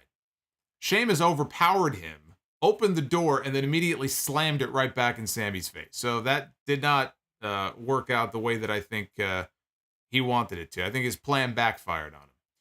Sheamus delivered white noise to Solo Sikoa from the middle rope. Finally, it was time for the tribal chief to make his entrance. As time ticked down to 0, and the cage door opened, and here comes Roman Reigns. Roman Reigns is here to enter the fray, although he's in no rush to get down to the ring. But once he did, they rang the bell. They announced that the War Games match is now officially underway. Everything that came before this, completely useless. Now the match can begin. One fall to a finish, pinfall or submission only. Those are the rules. The Bloodline stood shoulder to shoulder in one ring. McIntyre, Owens, and the Brutes stood shoulder to shoulder in the other one. They got this cool overhead shot. And that's what tonight was all about. Don't forget, this is the first ever War Games on the main roster, right? They've done a bunch of these in NXT. but they've never done these on the main WWE roster. So tonight was all about getting these cool shots of people diving off the top of the cage. They got the overhead shot of one team in one ring and one team in it, which was a cool shot. But that's what tonight was all about, getting all these cool shots so that they can use them, you know, in the future in video packages and so forth. So they end up coming together. A big brawl breaks out between both teams. Babyface has got all the members of the Bloodline tied up in the ropes at the same time for the 10 beats. Only you've got 5 members of the Bloodline, so it was more like the 50 beats. But they just kept going, so it was more like 75 beats. Maybe 80. 80 beats. Sheamus had a brogue kick to Solo Sikoa, but Sheamus turned around right into a spear by Roman Reigns, who had him pinned until Butch broke up the fall. Sami comes over. He's all pissed off. Sami Zayn attacks Butch, and he's yelling at him, telling him, that's the tribal chief. Do you know who you're dealing with? That's the tribal chief. And then it happened. Jey Uso went for a super kick to Butch. Butch ducked the kick, and Jey Uso accidentally super kicked Sami Zayn right in the face and knocked him down. And didn't look too bothered by it either. Even though he had fucked up, he didn't look terribly disappointed by what he had just done. The Usos then hit the 1D to Butch. Holland, though, broke up the pinfall to save the match for his team. Roman Reigns speared Ridge through a table that was propped up against the corner. Solo Sikoa hit the spinning solo, the Uranage, to McIntyre through another table. Kevin Owens hit the stunner to Solo Sikoa, and Roman Reigns broke up the pinfall. And now we had a standoff between Roman Reigns and Kevin Owens. They came face to face. They were squaring up. Owens smacked him. Roman smacked him back. They exchanged strikes. Owens ate a Superman punch. Reigns went for the spear. He ate a foot instead. Owens then hit a pop-up powerbomb. And then when Roman got up, he hit a stunner. And he had the match won. Kevin Owens had War Games won for his team. Covered Roman Reigns. He had him dead to rights. And who should grab the referee's hand right before the hand can come down for the 3 count? Sami Zayn. Grabs the referee's hand, saves the match for his team. Owens looks up at him. He's got this incredulous look on his face, just staring at Sami like, I can't believe what you just did. They get up. Owens is talking to him. He's looking down at Roman. He goes, "This is your family? This is your family." Jimmy Uso went for a super kick to Kevin Owens. KO caught the foot. Right, so he has Jimmy's foot. Sami Zayn all of a sudden gives Kevin Owens a low blow. A low blow to the best man at his wedding. A low blow to his very best friend. Zayn knelt down next to Roman Reigns, who looked up at him and nodded in approval. Sami hit the corner. He came out of the corner, hit the haluva kick on Kevin Owens in the opposite corner. And he offered Kevin Owens to Jey Uso as an offering. He offered him as a sacrifice. As Jey was looking to climb to the top rope, Sami told him, go ahead and climb. Jey climbed to the top rope. He hit the Uso splash on Kevin Owens, and he pinned Kevin Owens to win the War Games match for the Bloodline. The Bloodline wins. LOL. Roman got up, and he looked at Sami. Sami looked at him, and Roman put his arms out like this. He wanted that warm embrace from Sami Zayn. That welcoming embrace. Sami came in, he hugged Roman Reigns, and Sami Zayn has finally, officially, been welcomed into the Bloodline. No longer is he going to be the honorary Uso, right? I expect a ceremony on SmackDown this week where Sami Zayn is no longer the honorary Uso, he is now graduated. He is officially a member of this family. He is not an honorary member of the family. But that wasn't even the best part of all this, because after that, Jey Uso comes over, and Jey Uso, he doesn't just hug Sami Zayn. Like, he comes in to hug Sami like Sami is his best long-lost friend that he hasn't seen in like 30 years. He comes in and he grabs Sami Zayn, he hugs him, and then he hugs him a second time, and Sami's so excited he hugs him back. Right? It's just one big hug fest here. with the Bloodline. And look, if anybody knows about betraying your best friend, it's Kevin Owens, right? His very first night in NXT, he turned on Sami Zayn. This is a man who has proven time and time again that he does not give a shit about other people. And he does not mind stepping on those people, even if they're his friend. Look what he did to Chris Jericho in the Festival of Friendship, right? So I don't see that Sami Zayn did anything wrong here. Sami Zayn was being proactive. He struck before he was, on the receiving end of the same thing by Kevin Owens. It's justifiable what Sami Zayn did to KO here in this match, based on Kevin Owens' history in this company. But I was also thinking about this in all seriousness. Like, we know that Owens had an injury scare in Wisconsin at that live event 10 days ago, whatever it was. And I believe he was hurt. It just turned out that he wasn't hurt seriously enough where he needed to be out for an extended period of time. But what if he was? Look at what they did here at the end of this. I don't know how far in advance Triple H had this all mapped out as far as War Games, like what the finish was going to be. I would like to think he's putting a little more forethought into this than Vince McMahon did. And at least as far as this match, he had a sense, weeks in advance of what they were going to do. He's done interviews talking about how now they're mapping things out even into the summer of next year. They're trying to look into like long-term booking. So I don't know when this finish was devised, but what a disaster that would have been. If Kevin Owens was injured enough that he had to miss War Games, I mean, it would have thrown everything out of whack. So they got very lucky that that injury turned out to not be as serious as they originally feared. This is a very good main event with excellent storytelling. Excellent storytelling. Now the question is, where do you go from here? Because Sami Zayn was just in lockstep with all the members of the Bloodline when this pay-per-view was over. And it was a great moment. It was a great moment.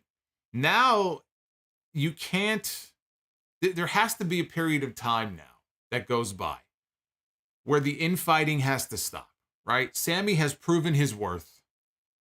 There has to be almost like a moratorium for a while until something happens that triggers the downfall. But there's going to be this period of time now where all the members are on the same page, and Jay, he doesn't hate Sami the way he used to, and this will go on for a little while, and it'll take us into the Royal Rumble. And this is what I was thinking of before, because I've been waiting for the return of Cody Rhodes. Cody Rhodes should be on his way back very soon. Cody Rhodes should be back in time for the Royal Rumble in January. And the best story, I think, is still Cody Rhodes trying to take the championship that his father, had taken away from him all those years ago. He told the story on Raw after he, came back to the company. But what a great story that is. Last time we saw Cody Rhodes, he was all bruised up, right? It was one of the most heroic performances people were talking about. This is going to be a legendary performance that people will be talking about for years to come. So how do you not give Cody Rhodes the heroic comeback treatment, when he's ready to come back? Put him in that Royal Rumble match and have him go over in the Royal Rumble and challenge for the championship at WrestleMania. How do you not do that? And a lot of it also ties into The Rock and, are they really going to do The Rock and Roman at WrestleMania and not Roman and Cody? We don't know what The Rock's status is going to be. Nobody knows what The Rock's status is. I'm not sure The Rock knows yet what The Rock's status is going to be for WrestleMania. The Rock is just sort of like the ghoul that's hanging over this whole situation, and we don't know whether, he's going to have an impact on any of this or not.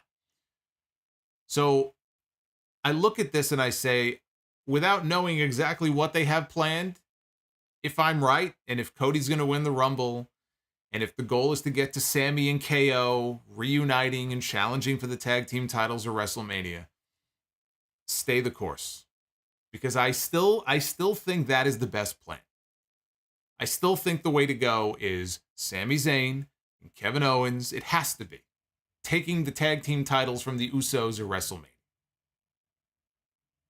And I know Sami and KO have had this dream for years. They want to be tag team champions together, in WWE.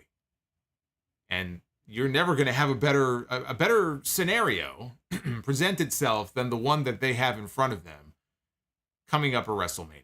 And I would hate to deviate from that story, but you watch what they've been doing with Sami. He's so over right now. This story, it's clicking. and he is so over right now. You can absolutely make the case for Sami Zayn to win the Royal Rumble match. And here's why. What we saw tonight solidified the bloodline, right? What could they possibly do to cause a crack now within the bloodline? I can think of one thing. Sami Zayn wins the Royal Rumble.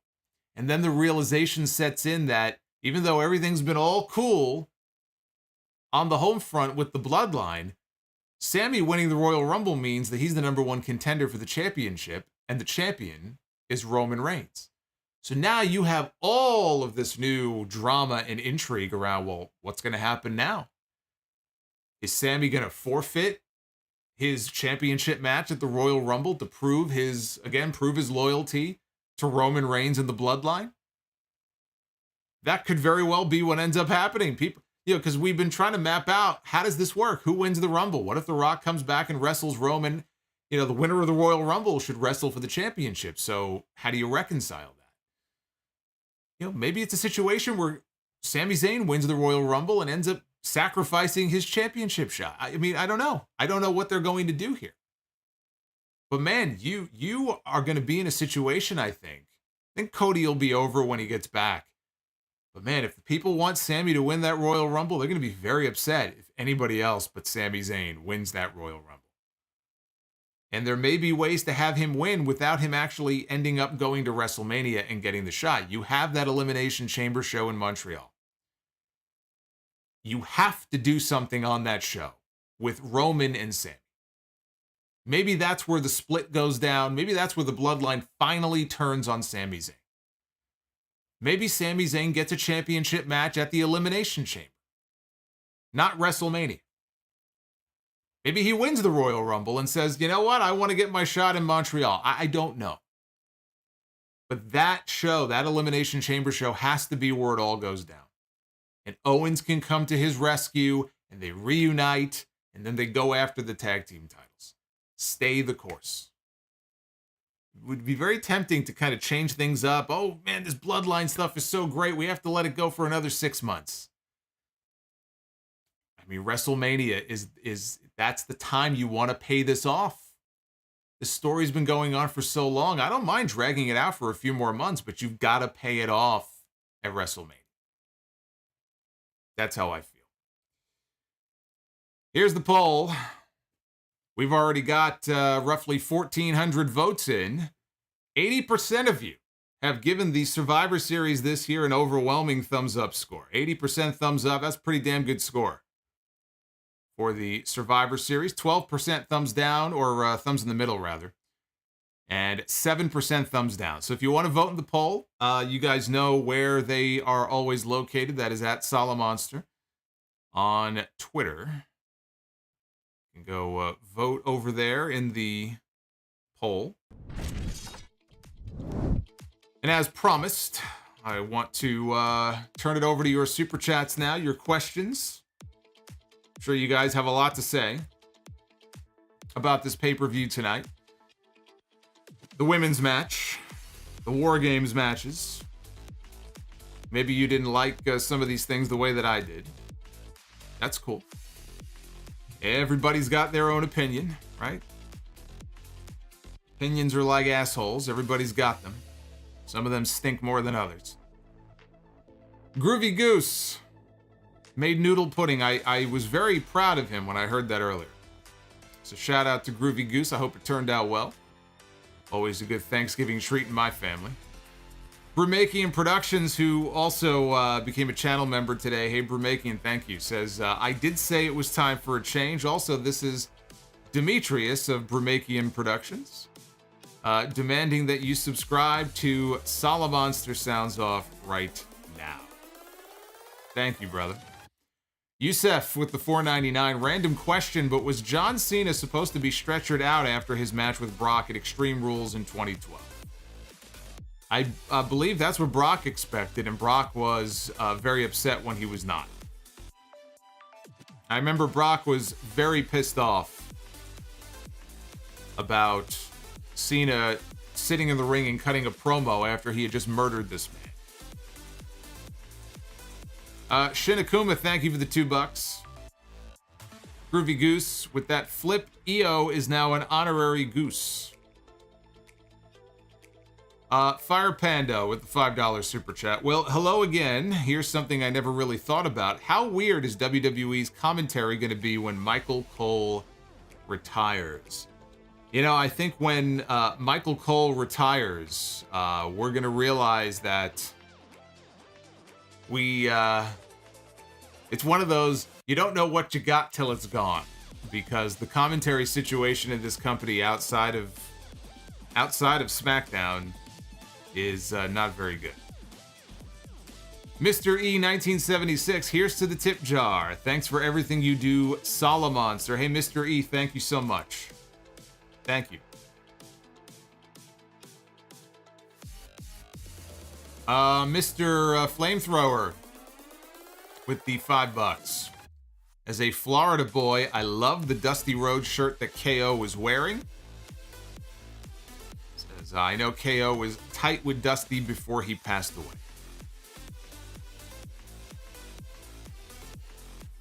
Emmanuel with the $9.99. Watch Survivor Series on my drive back from my honeymoon. Wow, that's commitment right there. It says the main event was a blast.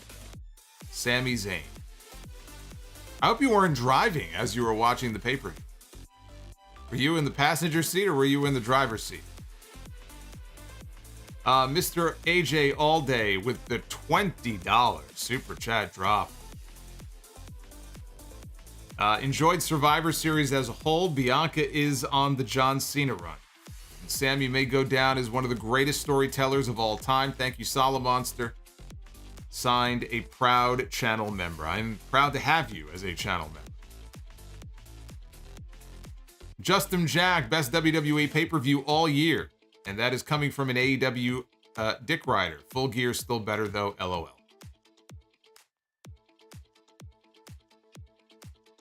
Yeah, I mean, as a whole, I enjoyed, I think I enjoyed Full Gear more. There was no story at Full Gear as good as the Bloodline stuff, but I think as a whole, I enjoyed Full Gear more than Survivor. But it's almost like not fair, because this show had 5 matches. Full Gear had what, 10, 11? It had double the number of matches. So there was a lot more variety on that show. 0.216 with the $10 super chat. I'm probably in the minority. Glad to see Austin Theory get the belt back. He's really grown on me since dropping the selfie gimmick. The sky is the limit for him. Please, Seth, drop the laugh and the ridiculous outfits. Tyler says, almost started crying when Sammy was crying. Well, you would have been, you're going to be crying all right when the Bloodline turns on Sammy. That's when you're going to be crying. You're going to be tearing up, like me at the end of Planes, Trains, and Automobiles with the big reveal in the train station. You know, for all the times I've watched that movie, it doesn't matter how many times I watch that film, every time I get to that scene, I can't, man. It's too much. Booba. Sammy makes you feel, and Paul Heyman is gold as well. The Dada and Boys podcast. I think it's Dada. I keep saying Dada. It's the Dada and Boys podcast. They should really limit the weapons in war games. I agree. Tyler says, much love to the man. Solomonster is the best. Thank you, Tyler. Mr. Notorious Chico 86. Great show. I especially have to give the women credit. I was expecting a train wreck, but they delivered, especially at the end. By the way, Rhea looks delicious.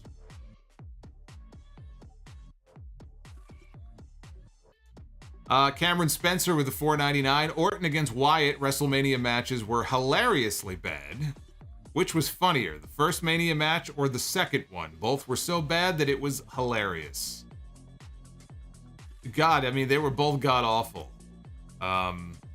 Probably the second one. I don't even know what the hell happened in that match. I mean, I know what happened. I just don't know what they were thinking. And Alexa on her box with the black shit coming out of her mouth and down her head, and fucking Fiend lose. I mean, it's ridiculous. I don't even want to get into it. CodeMax13. Sheamus is most likely to face off against Roman for the title at the Royal Rumble. It just cannot be Kevin Owens again. It absolutely could be Kevin Owens again, but I also think it probably will be Sheamus. It's been long enough that they could absolutely do Kevin Owens again if they wanted to. But I do think that it will likely be Sheamus. Juice, I have not been keeping up as much lately with New Japan. I know the key stuff going on, but I haven't been keeping up with it as much as I'd like to. But I will definitely be gearing up for Wrestle Kingdom. I am looking forward to Wrestle Kingdom, especially this year. I'm looking forward to Wrestle Kingdom a lot. Fire Panda, hey, Solomonster, what song was used at the start of the stream? Because that song was fire. As I always say, the information can be found at the bottom of the description. So that is where you can go to find it. Ted Evans with the $20 super chat. Holy shit. Hey, Ted. Wow. Thank you, Ted. Who takes longer to get to the ring, Roman or The Undertaker? And who has the most eye-rolling entrance ever? Thanks for all the hard work that you do weekly. Undertaker's entrance is fucking awesome. Undertaker's entrance it's a spectacle. I have no issue with The Undertaker's entrance. Anti-M Bishop 07, decent effort, needs work for next year. Something was really missing with the matches. Shotzi and Ronda was just not good. Very miffed at the match. It just, again, devoid of heat, sloppy in parts. Just not good all around. It just wasn't a very good match. Had no business being on pay-per-view. Mr. Notorious, I'm really starting to believe that SAMI ZAYN is the one who is going to win the titles from Roman, but not at WrestleMania, more likely at Money in the Bank in a cash-in. That would be awful. That would be so awful. I do not want to see this story wasted in a Money in the Bank cash. I'm so sick of the Money in the Bank cash-ins, and to use that in this situation...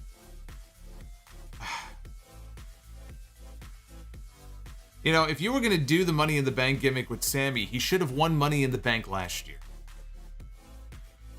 That would have made sense. At this point, I don't want to see Money in the Bank. You don't need Money in the Bank involved in this. You really don't. We don't even know what they're going to be doing with Money in the Bank. I mean, there's been talk about Triple H maybe going back to having Money in the Bank matches on each night of WrestleMania. Maybe they don't do a pay-per-view anymore. But then, you know, what, you're going to put SAMI ZAYN in the Money in the Bank match? I mean, you've got this tag team title match. It's right there. You know what I mean? Like, it's right there. You can't. You have to stick to the plan. That has to be the plan. Stay the course. Hey, Crazy Casey, thank you for the $2. Boobah says, what if it isn't Sammy who flips on the Bloodline?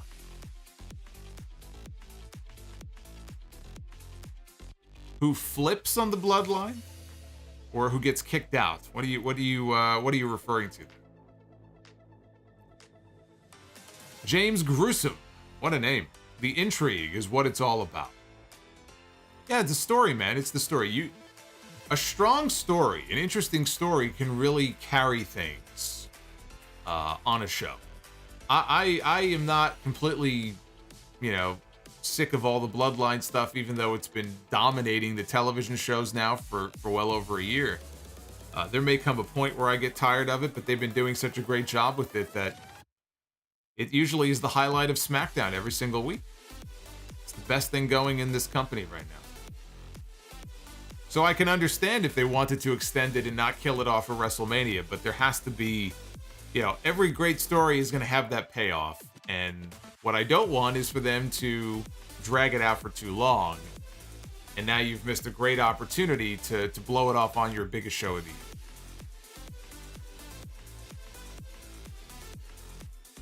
Bloodline with Sammy, a top 5 storyline ever. Do you agree? It's a great story. I don't know if it ranks top 5 or not. I don't know. But is it a great story? Is it one of the best stories the WWE has told in at least the last 15 years? Hell yeah, it is. Absolutely. Absolutely. They've taken their time with it. They've added people to it. There's been some twists and turns. Things have happened that, you know, I'm sure 6 months ago, a lot of us wouldn't have predicted. SAMI ZAYN even said it was never the plan for him to be part of this Bloodline thing for this long. It just sort of happened. It got over. And they adapted and they went with it. They said, shit, this is working. Let's keep going with this. You know, and now, and look where we are now.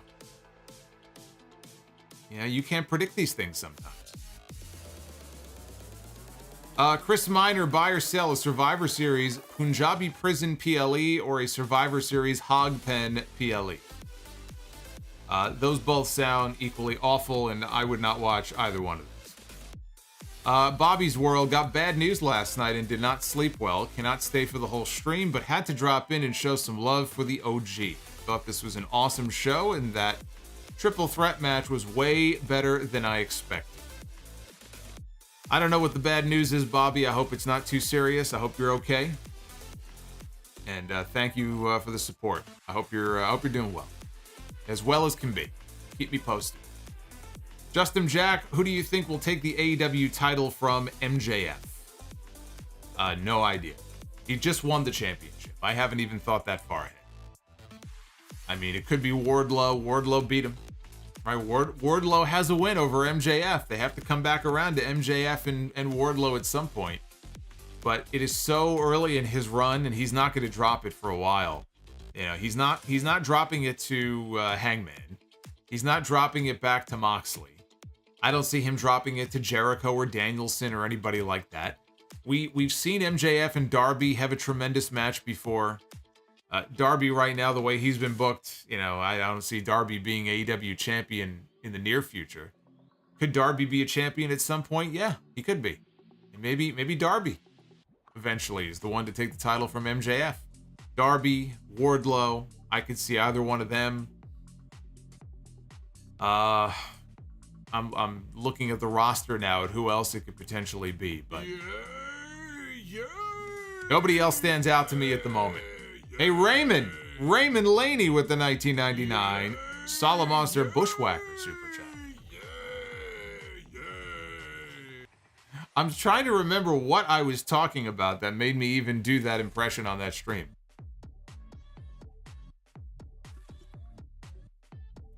I want to say I was talking about the Briscoes. Is that what it was? I think I was talking about Mark and Jay Briscoe. How if they would have gone to WWE years ago, that Vince McMahon would have basically turned them into a modern-day Bushwhackers. I think that's what that was. Josiah Ball, thank you for the super chat. Rodimus Prime with the 10 spot. Storytelling at its finest. That's what wrestling is about. Overall, a good pay-per-view. As far as the women's title match, not so much. Absolutely horrible. Joseph Brooks, would you say this pay-per-view tonight was probably one of the best in the past 5 years, along with the 2018 pay-per-view that you mentioned yesterday?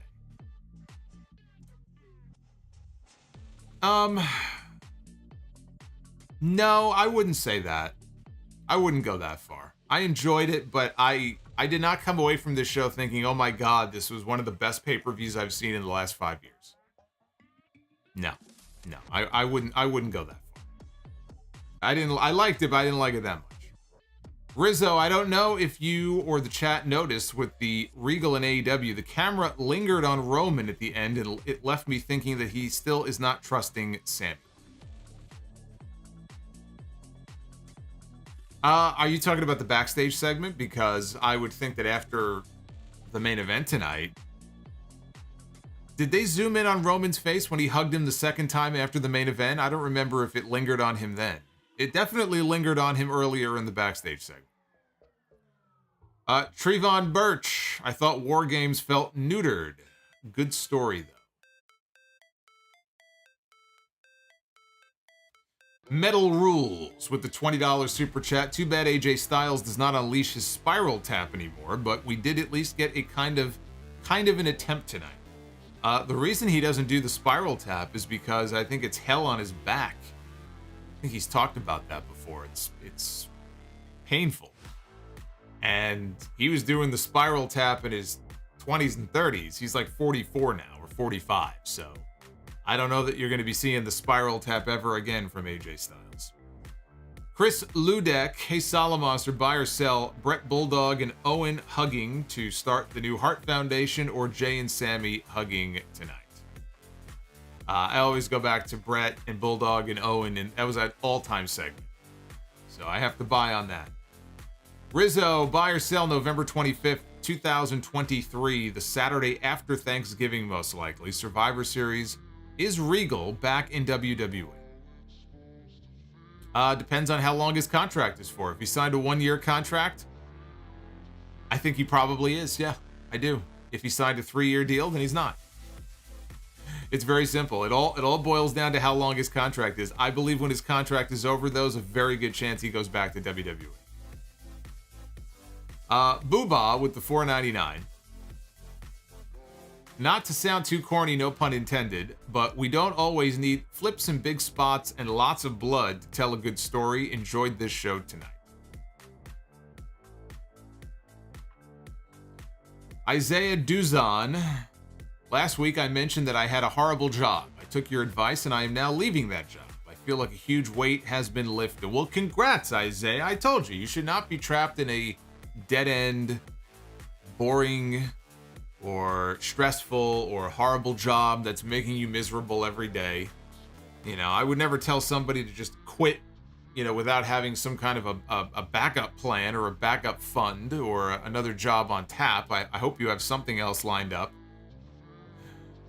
That's kind of what I was saying.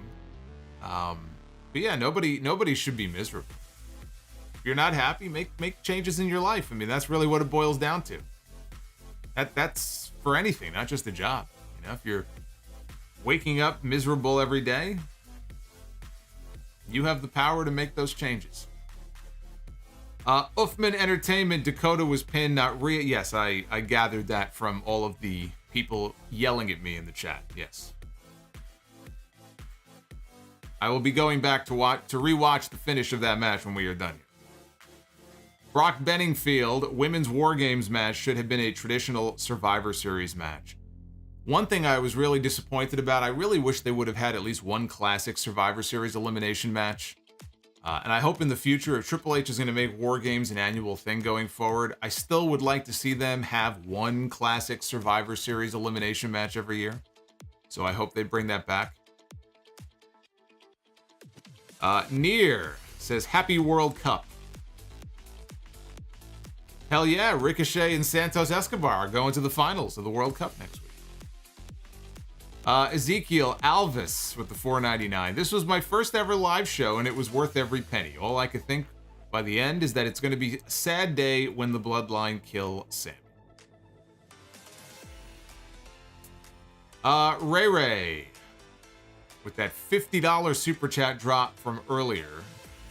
I will thank him a second time because that is very generous of him. Gary Chilpa.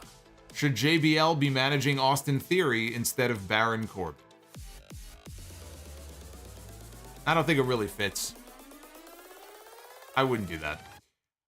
The Dada and Boys podcast, create the worst female wrestler possible using active wrestlers. For example, Marina Shafir's personality and promo and Shotzi's in-ring ability. I think you just did. You just did my job for me. K-Dog's Kennel with the $5. I honestly thought the Bloodline was going to turn on Sammy, but I absolutely love this ending. Hope your family had a great Thanksgiving. Had a good Thanksgiving with the cousins. I hope you did as well. Angel Silva. Shout out to Samantha Irvin. She was on her game tonight and made the War Games matches feel intense. Her announcing is so damn great, and she is fire.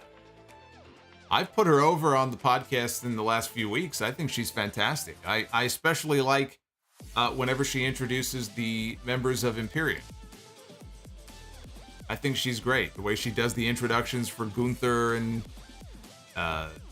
Marcel Bartel and Giovanni Vinci. She's great. Andre Israel. If someone told you that Ronda against Shotzi was match of the night, what would be your response to that person? I would probably want to get them into drug rehab as quickly as possible. I think time is of the essence with that. I would probably drive them myself to the clinic if need be. I worry about people like that. GCC 305, buy, rent, or sell Kane and Daniel Bryan, Eddie and Batista, or Sammy and Jey Uso. Thanks as always for the live reviews as I am at work. So what are we doing here? We're just buying or selling on these on-air combos? Like, Sammy and Jey are not really a team. I would go with Sammy and Jey. I gotta tell you, I'm enjoying them, their interactions a lot. Kane and Daniel Bryan were fine. I was never the biggest Team Hell No guy.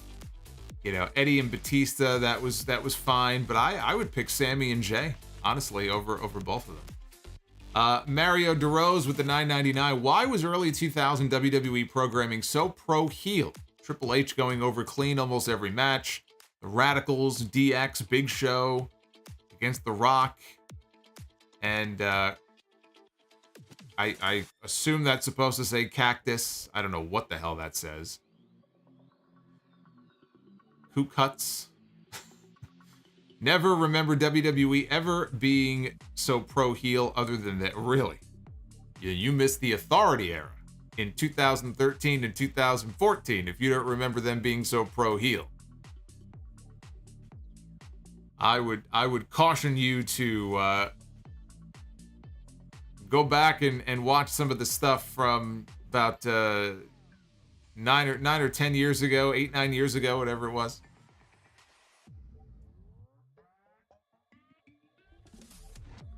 Hell, even look at SmackDown right now. My God, the Bloodline has all the gold. They have Gunther with the Intercontinental title, Ronda Rousey with the SmackDown Women's title. Austin Theory now has the U.S. title. Pretty pro-heel today. Keyshawn Johnson says, officially a Sound Off member. Keyshawn Johnson, that gets you a yes. That's what I like to hear. Welcome to the Sound Off family. King Bling Blah.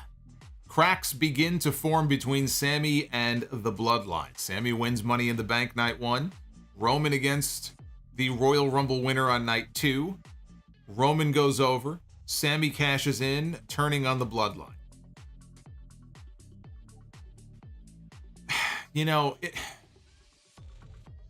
If it's a traditional Money in the Bank cash-in, though, it's so fucking lame. You can't have Roman Reigns' championship run come to an end on a Money in the Bank cash-in. I'm sorry. You can't do that. Unless it's announced in advance, then that's fine.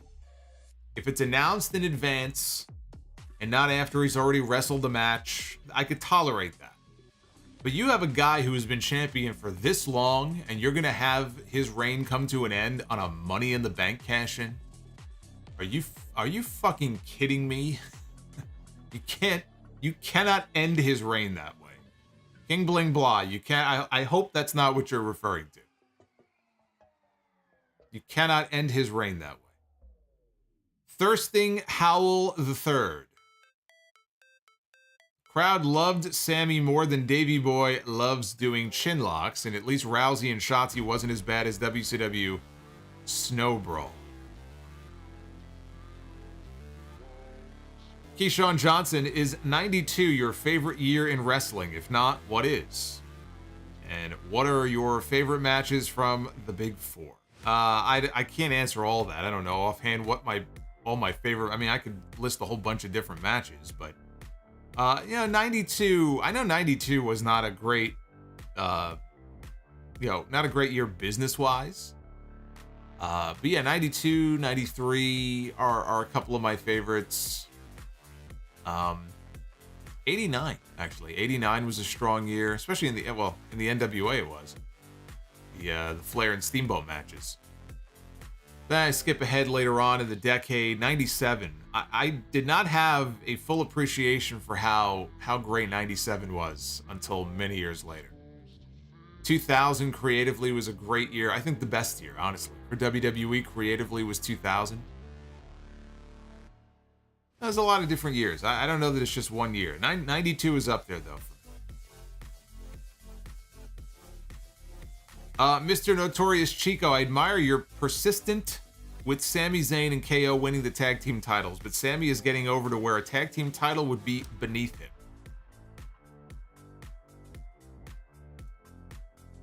Maybe so.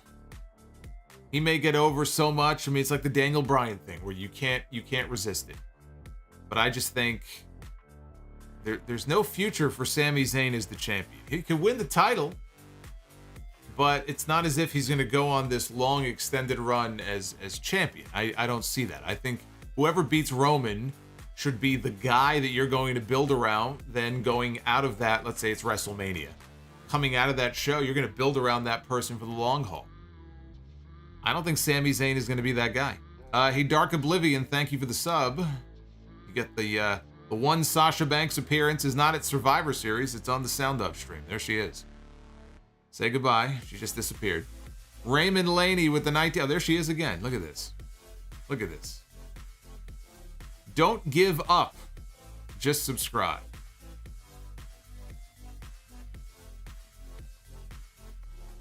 You're getting more Sasha Banks tonight on the Sound Off stream than you have on television in the last 6 months. Raymond says, can we just appreciate that most of the NXT guys are getting theirs finally? I'm 42, and Triple H has brought me back. He is doing a good job. Thanks for all that you do. Love from Long Island. Thank you, Raymond. I appreciate the 1999. Z-Bird 85. I would not mind Sami against Reigns at WrestleMania. Zayn unexpected rise reminds me of Bryan Danielson. That gets more mileage than Zayn in a tag team. I don't know. Rizzo, if you go back and watch the main event, the closing shot is a lingering shot at Roman while the Bloodline is celebrating. Well, they were all standing in the corner of the ring with their finger up in the air. And Sami pulled the shirt off. I think Roman was just sort of appreciating that everybody is kind of united behind him. Joseph Brooks, did you notice Lashley was dominant like Lesnar would have been? Do you still think that we may possibly get another Lashley and Lesnar match? Oh, absolutely. I think there's a very good chance we get the rubber match at WrestleMania. Thomas, like the show, minus the women's belt match. I get the feeling that Sami has what Owens said in the back of his mind. Well, he should. He should have eyes in the back of his head. Rizzo. Also, don't forget, the Usos cannot go to Canada for Elimination Chamber. I believe Jey Uso can. I don't think Jimmy can go. But I'm not talking about doing a tag team title match at Elimination Chamber. But yes, if they were to do a big gang attack, that's true. Then you would probably be missing at least one of the Usos, so that probably wouldn't work. But they should definitely be setting Sami up for something big at Elimination Chamber.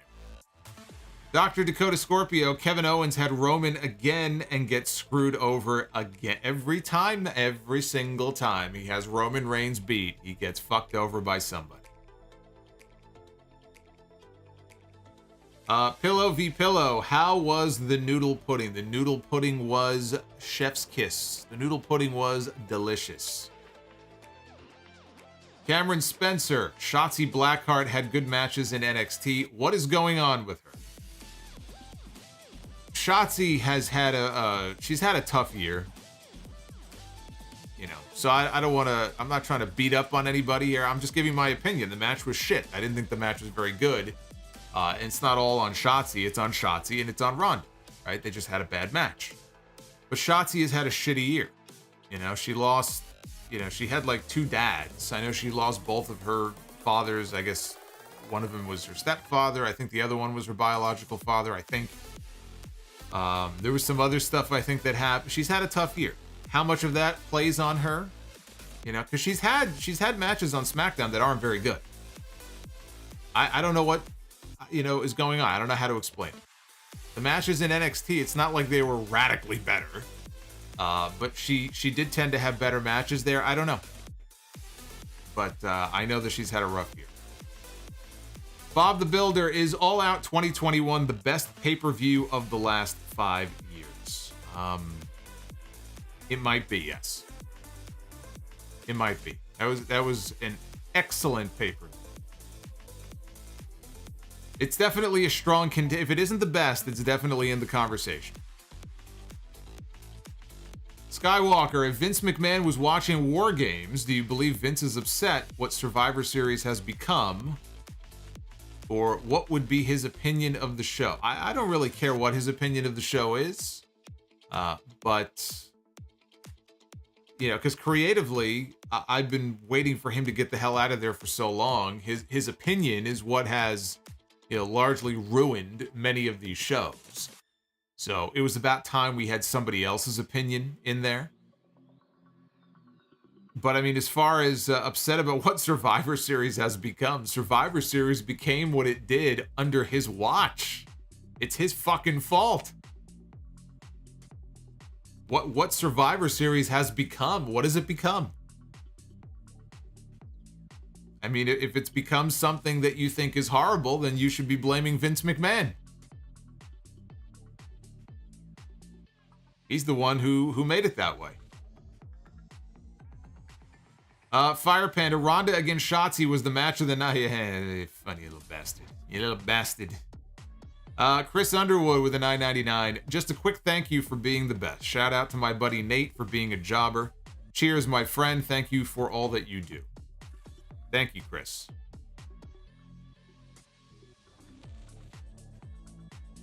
Yeah, Austin, I forgot about that. You're talking about what Survivor Series has become. People were convinced that The Rock was going to be making a cameo appearance at Survivor Series last year. And granted, that was the fans talking it into themselves. But we went from thinking The Rock might make an appearance on the show to Vince McMahon showing up to plug The Rock's movie with a fucking egg.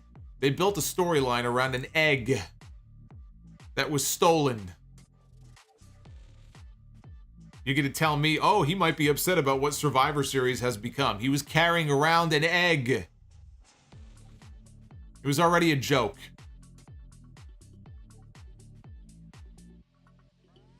Dev to Dust. When you fall off that horse, you get right back up and eat that horse. Come eat that horse with me, Solomon. What the fuck?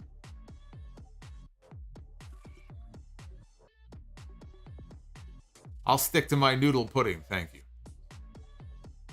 Dev to Dust says also, I'll give you a show that you will never, ever, ever see before. Why? Because I can.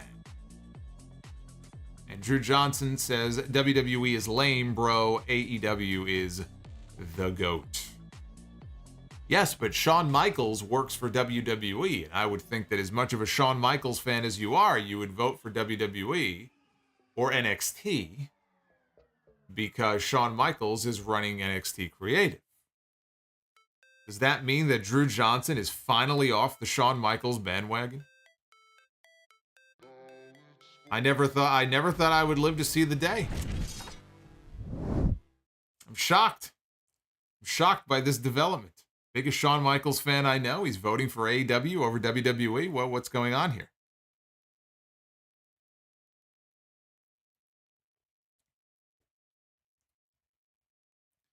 So we had a goal tonight. We had a likes goal of 500. I thought we could easily do that. And I see that we just passed 800. So you guys, not only did you hit a home run, you hit a home run into the upper deck about 450 feet. So I thank you for that, because every like on this video will help the video get more views. It gets the video more visibility. It's not just because I want to be liked. It's because it helps get the video more visibility. So keep hitting that like button even if you're not watching this live, because it will still help the video. So thank you for that. And on that note, let us go ahead and jump right into it. Let's do Be the Booker. Ladies and gentlemen, it is now time to Be the Booker. We got ourselves a special edition, a special Survivor Series edition of Be the Booker tonight. We're going to do something a little bit different, because what we are going to do in the spirit of War Games, we're going to book ourselves a men's War Games match and a women's War Games match. That is what we are going to do. We are going to do 5-on-5. So we're going to try to zip through this here. So the first 5 male superstars that I land on are going to comprise one War Games team, and then we'll do another 5, and that'll be the other team. So I need you guys to keep track of this, in case I forget along the way. So let's pick our first team. We begin with Owen Hart. Owen Hart is on the men's War Games match, on the first team in the men's War Games match. Owen Hart will be teaming up with Eric Bischoff. My finger is already itching to hit the buzzer. Owen Hart, Eric Bischoff, Damian Priest. What is this team? My God. Owen Hart, Eric Bischoff, Damian Priest. Oh my God. Jeff Jarrett. Double J, Jeff Jarrett. And rounding out the team is Dave Meltzer. Wow. Owen Hart, Eric Bischoff, Damian Priest, Jeff Jarrett, and Dave Meltzer. Eric Bischoff and Dave Meltzer on the same team. Wow. Well, let's see who they're going to be up against. That's one team. Somebody write that down. Somebody write that down in the chat. On the opposite side, we have Bobby Lashley, starting out strong. We've got broken Matt Hardy. All right, Lashley, Hardy. The phenomenal AJ Styles. I'm already liking this team. I think I know who's winning this match. Hulk Hogan. Oh, Eric Bischoff is going to definitely lay down in the cage for Hulk. No doubt about it. He's going to lay down. Oh, man. This is going to be a short War Games match. And rounding out their team is Vader. The man they call Vader. So what is that? Bobby Lashley and Vader on the same team with Hulk Hogan. Who are the other ones? Broken Matt Hardy, and I think there was one more. Against Dave Meltzer, Eric Bischoff, Jeff Jarrett, Owen Hart. I mean, this is a total squash is what this is. Well, I mean, any team with Hogan is going to go over. You already know that. If you're on Hulk Hogan's team, you got to win. So there you go. You know what? I'll give that the belt. We got some big names in that match, right? Hogan's name on the marquee back then still meant something. So there you go. There's your men. Oh, AJ Styles. Yes, AJ Styles. I mean, this is a squash, is what that is. I mean, that's about as lopsided as it gets. Now let's switch over to the women. I have a feeling this is going to end up being just a complete fucking disaster. But we did one for the men, so we have to do one for the women. I would not mind Bischoff taking a Vader bomb. Yeah, me neither.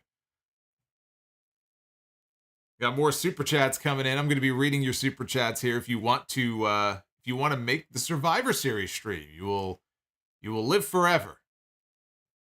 Get those super chats in before we get out of here. All right, here we go. We begin with the TBS champion Jade Cargill.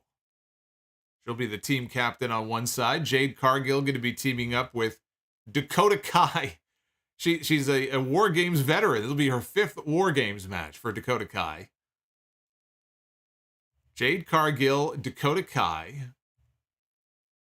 Nyla Rose.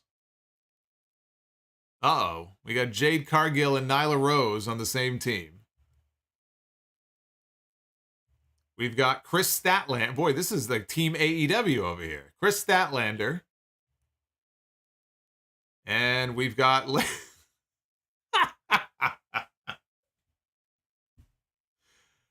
Oh, it's Zombie Linda.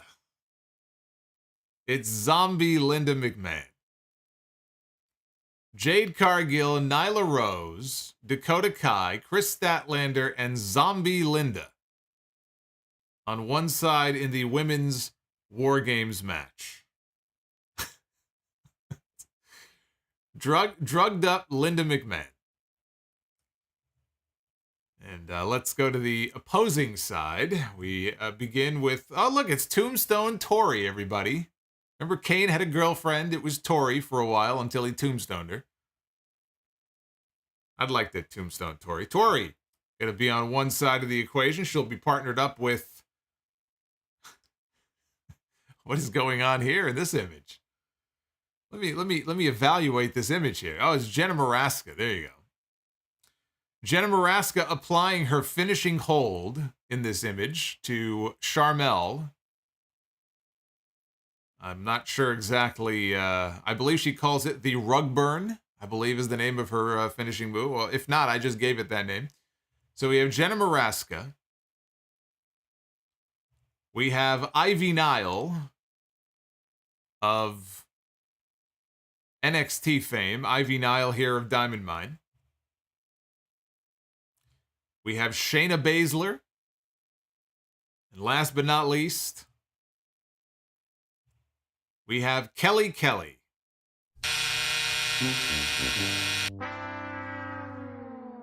That is a terrible War Games match. There's just no way around it. It makes Ronda Rousey against Shotzi Blackheart look like fucking Buddy. What was I going to say? I was going to say Buddy Rose. Not Buddy Rose. Buddy, oh my God. What's his name? Buddy Holly? Not Buddy Holly. The hell is that guy? Who's the guy I was thinking? I forgot. I had a name in mind and it just popped out of my head. Anyway, you know what? Moving on. Let's do tag team Be the Booker here. This will not be War Games. This is just going to be a straight tag team match. We begin with Hollywood, Hulk Hogan and the Worm. Dennis Rodman. The NWO. Look at this. Too sweet. Hogan and, yeah, what it was, thank you. It was Buddy. It was Buddy Rogers. I don't know why I couldn't think of that name there first. I thought of Buddy Holly. I couldn't think of Buddy Rogers.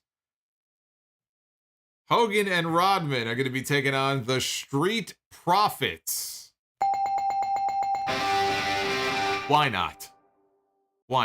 Just because that's an interesting match. And I think Montez Ford one day has the ability to be a world champion.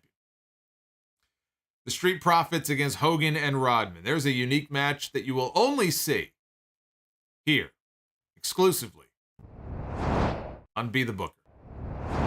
Never know what you're going to get. Boy, that women's match, holy shit, though. Wow. Holy shit. What more can be said? Del Fuego says, Be the Booker 5-on-5 War Game. Oh, you just got your wish. There you go, Del Fuego. Dr. Dakota Scorpio, unlike WWE, AEW does not have scripts. Scripts. Oh, wait until I talk about scripts on the podcast later today. Drew Johnson says, Solomonster, you are so funny. HBK is my hero. I don't know. You have a funny way of showing it. Jay Baker says NXT is still crap under Shawn Michaels' reign. Yeah, it's pretty bad. Dr. Dakota Scorpio, I name the first men's team all heart but no stars. Except Owens, of course. Food Hive says, late to the party. Hope the PLE was decent. Look at Food Hive. Food Hive is showing up at 1:50 a.m. Always late to the party. And last but not least, Thomas with the $2. I thought it was the carpet muncher. No, it's the rug burn. You know, the motion that she was doing there. I call it the rug burn. You call it whatever you want.